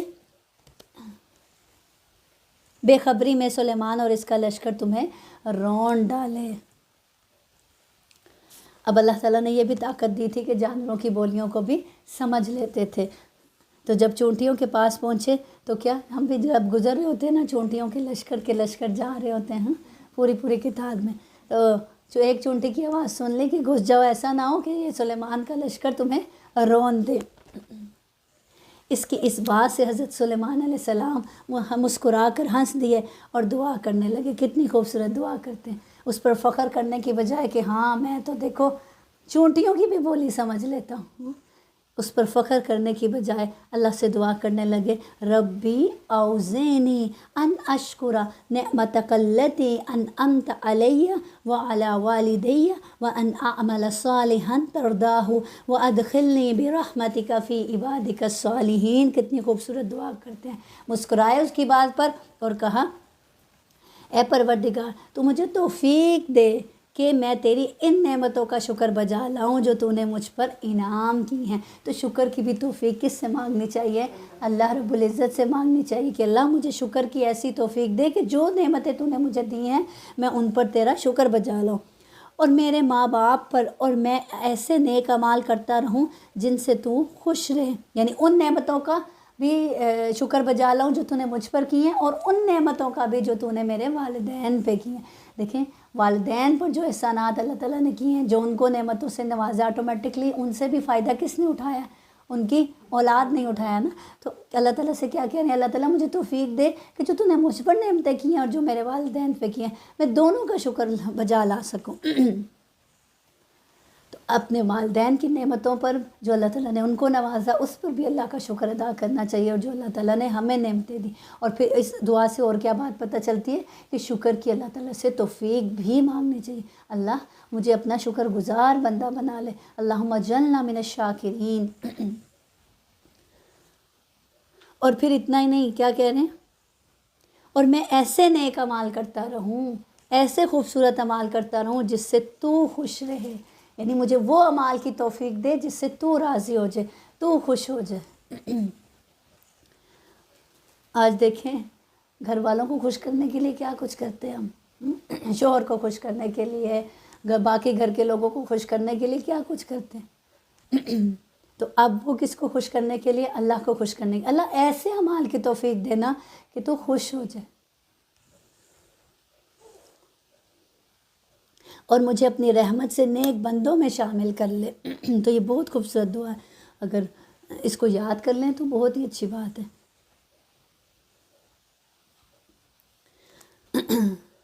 تو اللہ کی رحمت کے بغیر انسان جنت میں نہیں جا سکتا، اس لیے کیا کہ دعا کی کہ نیک اعمال کی توفیق بھی دے، ایسے نیک اعمال جس سے تو خوش ہو جائے، اور مجھ پر اپنی رحمت سے نیک بندوں میں شامل کر لے۔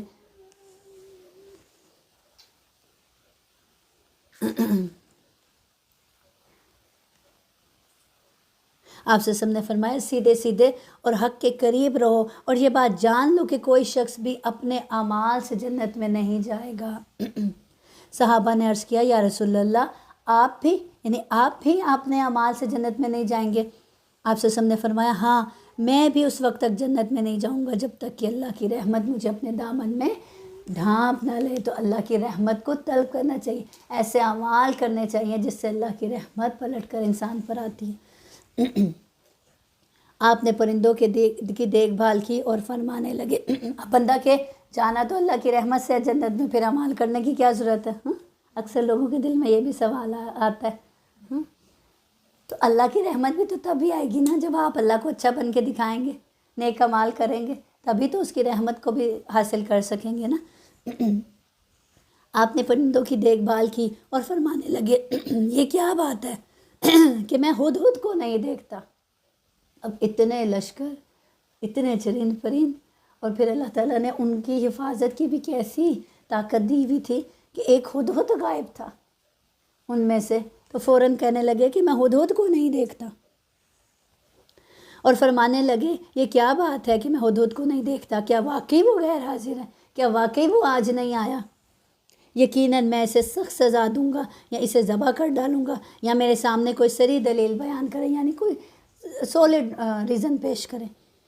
کچھ زیادہ دیر نہ گزری تھی کہ آ کر اس نے کہا میں ایک ایسی چیز کی خبر لایا ہوں کہ تجھے اس کی خبر نہیں۔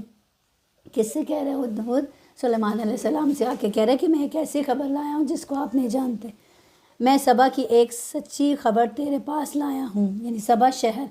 میں نے دیکھا ہے کہ ان کی بادشاہت ایک عورت کر رہی ہے۔ اب ہدہد نے بھی اس چیز سے کیا کیا؟ اس کو بھی اس چیز سے حیرت محسوس ہوئی کہ عورت بادشاہت کر رہی ہے، جسے ہر قسم کی چیز، اور عورت کی بادشاہت کیا ہے؟ اللہ کے قانون کے خلاف ہے نا، جسے ہر قسم کی چیز سے کچھ نہ کچھ دیا گیا ہے، اور اس کا تخت بھی بڑی عظمت والا ہے۔ میں نے اسے اور اس کی قوم کو اللہ تعالیٰ کو چھوڑ کر سورج کو سجدہ کرتے ہوئے پایا۔ اب پرندے بھی یہ چیز محسوس کرتے ہیں کہ جو اللہ کو چھوڑ کر کسی اور کی عبادت کر رہا ہو۔ شیطان نے ان کے کام انہیں بھلے کر کے دکھلا کر صحیح راہ سے روک دیا ہے، بس وہ ہدایت پر نہیں آتے کہ اسی اللہ کے لیے سجدے کریں جو آسمانوں اور زمینوں کی پوشیدہ چیزوں کو باہر نکالتا ہے، اور جو کچھ تم چھپاتے ہو اور جو ظاہر کرتے ہو وہ سب کچھ جانتا ہے۔ اس کے سوا کوئی معبود برحق نہیں، وہی عظمت والے عرش کا مالک ہے۔ یہ دیکھیں، ایک ہدہد، ایک پرندے نے کتنی اچھی تبلیغ کی ہے۔ سلیمان نے کہا اب ہم دیکھیں گے کہ تو نے سچ کہا ہے یا تو جھوٹ بولا۔ اب اس کی بات پر یقین نہیں کیا، کیا کریں گے؟ تصدیق کریں گے۔ وہی بات کہ سنی سنائی بات پر تصدیق کے بغیر کوئی ایکشن نہیں لینا چاہیے۔ میرے اس خط کو لے جا کر انہیں دے دے، پھر ان کے پاس سے ہٹ اور دیکھ کہ کیا وہ جواب دیتے ہیں۔ اور کہنے لگی اے سردارو، میری طرف ایک باوقت خط ڈالا گیا ہے جو سلیمان کی طرف سے ہے، جو بخشش کرنے والے مہربان اللہ کے نام سے شروع ہے۔ یہ کہ تم میرے سامنے سرکشی نہ کرو اور مسلمان بن کر میرے پاس آ جاؤ۔ یہ کس کا خط تھا جو وہ پڑھ کر اپنے لوگوں کو سنا رہی تھی؟ حضرت سلیمان کا۔ اس نے کہا اے میرے سردارو، تم میرے اس معاملے میں مجھے مشورہ دو۔ اب اس کی کیا خاص بات تھی کہ وہ اپنے لوگوں سے بادشاہت سنبھالنے کے باوجود اپنے لوگوں سے کیا کرتی تھی؟ مشورہ کرتی تھی۔ میں کسی امر کا قطعی فیصلہ جب تک تمہاری موجودگی اور رائے نہ ہو نہیں کیا کرتی۔ یہ اس کی ایک اچھی بات تھی۔ ان سب نے جواب دیا کہ ہم طاقت اور قوت والے، سخت لڑنے بڑھنے والے ہیں، آگے آپ کو اختیار ہے، آپ خود ہی سوچ لیجئے کہ ہمیں آپ کیا کچھ حکم فرماتی ہیں۔ اب ایک لیڈر کا اور باقی رعایا کا طرز عمل ایسا ہی ہونا چاہیے۔ لیڈر کو چاہیے کہ وہ اپنے لوگوں سے کیا کرے؟ مشورہ کرے، اور باقی لوگوں سے بھی کیا چاہیے کہ وہ اپنے لیڈر کو اپنی رائے تو دیں، لیکن اس پر کیا کریں؟ مسلط نہ کریں، اس کے احترام کا بھی لحاظ رکھیں۔ اب کیا کہہ رہے؟ ہاں ہم لڑنے بڑھنے والے لوگ ہیں، ہم لڑ سکتے ہیں، لیکن آگے جو آپ کو اختیار ہو آپ فیصلہ کریں۔ اس نے کہا بادشاہ جب کسی بستی میں گھستے ہیں تو اسے اجاڑ دیتے ہیں اور وہاں کے باعزت لوگوں کو ذلیل کر دیتے ہیں، اور یہ لوگ بھی ایسا ہی کریں گے۔ میں انہیں ایک ہدیہ بھیجنے والی ہوں، پھر دیکھ لوں گی کہ قاصد کیا جواب لے کر لوٹتے ہیں۔ بس جب قاصد حضرت سلیمان علیہ السلام کے پاس پہنچا تو آپ نے فرمایا کیا تم مال سے مجھے مدد دینا چاہتے ہو؟ مجھے تو میرے رب نے اس سے بہت بہتر دے رکھا ہے جو اس نے تمہیں دیا ہے، بس تم ہی اپنے تحفے سے خوش رہو۔ جا ان کی طرف واپس لوٹ جا، ہم ان کے مقابلے پر وہ لشکر لائیں گے جن کے سامنے پڑنے کی ان میں طاقت نہیں، اور ہم انہیں ذلیل و پست کر کے وہاں سے نکال باہر کریں گے۔ آپ نے فرمایا اے سرداروں، تم میں سے کوئی ہے جو ان کے مسلمان ہو کر پہنچنے سے پہلے ہی اس کا تخت مجھے لا دے؟ ایک قوی ہیکل جن کہنے لگا آپ اپنی اس مجلس سے اٹھیں، اس سے پہلے میں اسے آپ کے پاس لا دیتا ہوں۔ یقین مانیے کہ میں اس پر قادر ہوں اور ہوں بھی امانت دار۔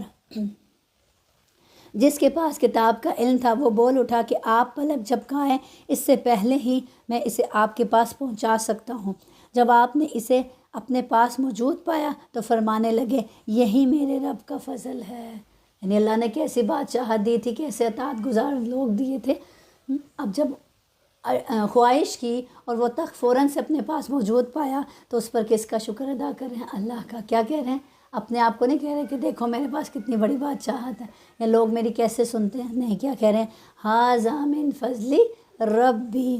یہ آیت کا بہت خوبصورت حصہ ہے کہ ہمیں بھی جب کوئی نعمت ملے تو اس کا کریڈٹ اپنی ذات کو دینے کی بجائے کس کو دینا چاہیے؟ اللہ کو۔ کیا کہنا چاہیے؟ ھذا من فضلی ربی، میں تو اس لائق نہ تھا، یہ تو میرے رب کا مجھ پر فضل ہے۔ پھر اگلی بات دیکھیے کتنی پیاری کرتے ہیں، لیبلوانی، یہ میرے رب کا فضل ہے، لیبلوانی اشکر ام اکفر، تاکہ وہ مجھے آزمائیں کہ میں شکر گزاری کرتا ہوں یا ناشکری کرتا ہوں۔ تو اللہ تعالیٰ اپنا فضل دے کے بندے کو آزماتے ہیں، بندہ شکر گزاری کرتا ہے یا پھر ناشکری کرتا ہے۔ شکر گزار اپنے ہی نفع کے لیے شکر گزاری کرتا ہے، اس کا فائدہ اسی کو ہوتا ہے، کیونکہ اللہ تعالیٰ قرآن میں فرماتے ہیں لَئِن شَكَرْتُمْ لَأَزِيدَنَّكُمْ وَلَئِن كَفَرْتُمْ إِنَّ عَذَابِي لَشَدِيدٌ، اور جو ناشکری کرے تو میرا پروردگار بے پرواہ اور بزرگ اور غنی اور کریم ہے، اس کو تو کوئی فرق نہیں پڑتا، انسان اپنا ہی نقصان کرتا ہے۔ حکم دیا کہ اس کے تخت میں کچھ پھیر بدل کر دو تاکہ معلوم ہو جائے کہ یہ راہ پا لیتی ہے یا ان میں سے ہوتی ہے جو راہ نہیں پاتے۔ یعنی کیا کہہ رہے؟ تخت کو تھوڑا سا بدل دو، دیکھتے ہیں یہ پہچان پاتی ہے یا نہیں۔ پھر جب وہ آ گئی تو اس سے کہا، دریافت کیا گیا کہ ایسا ہی تیرا بھی تخت ہے؟ اس نے جواب دیا کہ یہ گویا وہی ہے، یعنی پہچان گئی اپنے تخت کو، ہمیں اس سے پہلے ہی علم دیا گیا تھا اور ہم مسلمان تھے۔ کیا کہنے لگی؟ ہمیں اس سے پہلے ہی علم پہنچ چکا تھا، یعنی آپ کے خط کی بدولت، اور ہم اس سے پہلے ہی مسلمان ہو گئے تھے۔ اسے انہوں نے روک رکھا تھا جن کی وہ اللہ کے سوا پرستش کرتی رہی تھی، یقیناً وہ کافر لوگوں میں سے تھی۔ اس سے کہا گیا کہ محل میں چلی چلو، جسے دیکھ کر یہ سمجھ کر کے یہ حوض ہے۔ اس نے اپنی پنڈلیاں کھول دیں اور فرمایا یہ تو شیشے سے منڈی ہوئی عمارت ہے۔ کہنے لگی میرے پروردگار، میں نے اپنے آپ پر ظلم کیا، اب میں سلیمان کے ساتھ اللہ رب العالمین کی مطیع و فرما بردار بنتی ہوں۔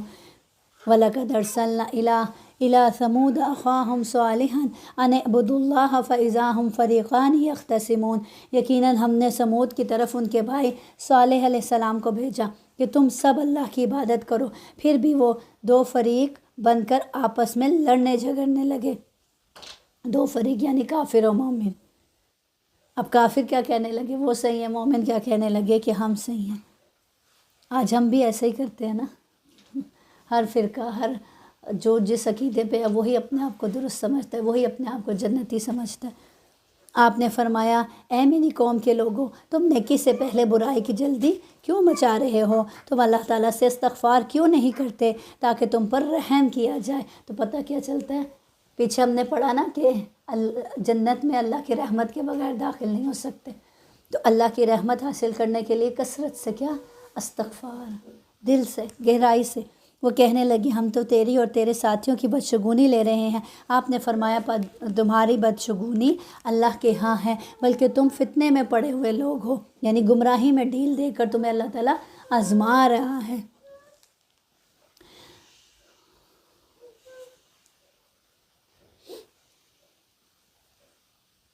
اس شہر میں 9 سردار تھے جو زمین میں فساد پھیلاتے رہتے تھے اور اصلاح نہیں کرتے تھے۔ انہوں نے آپس میں بڑی قسمیں کھا کر عہد کیا کہ رات ہی کو صالح اور اس کے گھر والوں پر ہم چھاپا ماریں گے، یعنی ان کو ختم کر دیں گے، اور اس کے وارثوں سے صاف کہہ دیں گے کہ ہم اس کے اہل کی ہلاکت کے وقت موجود نہ تھے، یعنی پہلے قتل کر لیں گے اور پھر اس کے وارثوں کو کہہ دیں گے ہمیں تو معلوم ہی نہیں تھا، ہم تو اس کی ہلاکت کے وقت موجود ہی نہ تھے، اور ہم بالکل سچے ہیں۔ عربی پڑھتے ہیں تو لفظوں کی کتنی سمجھ آتی ہے، جیسے یفسدون فساد کرنے جی والے جی نا، جی قرآن سنے نا جی، تو ابھی عربی کے بہت سے ورڈ ایسے ہیں جو اردو سے، ہاں جی، وہ میں آپ کے ساتھ ساتھ وہ سن رہی نا، وہ سارا لفظ جی جی، زمین، اسی لیے تو عربی بھی سمجھ آ رہی ہے۔ ہاں ترجمہ یاد کرنا قرآن کا بہت آسان ہے۔ بہت سے ایسے لفظ ہیں جو ہمارے اردو سے میچ کرتے ہیں، اور بہت سے ایسے لفظ ہیں جو بار بار رپیٹ ہوتے ہیں، اور کچھ ایسے الفاظ ہوتے ہیں جن کے معنی پھر یاد کرنے پڑتے ہیں،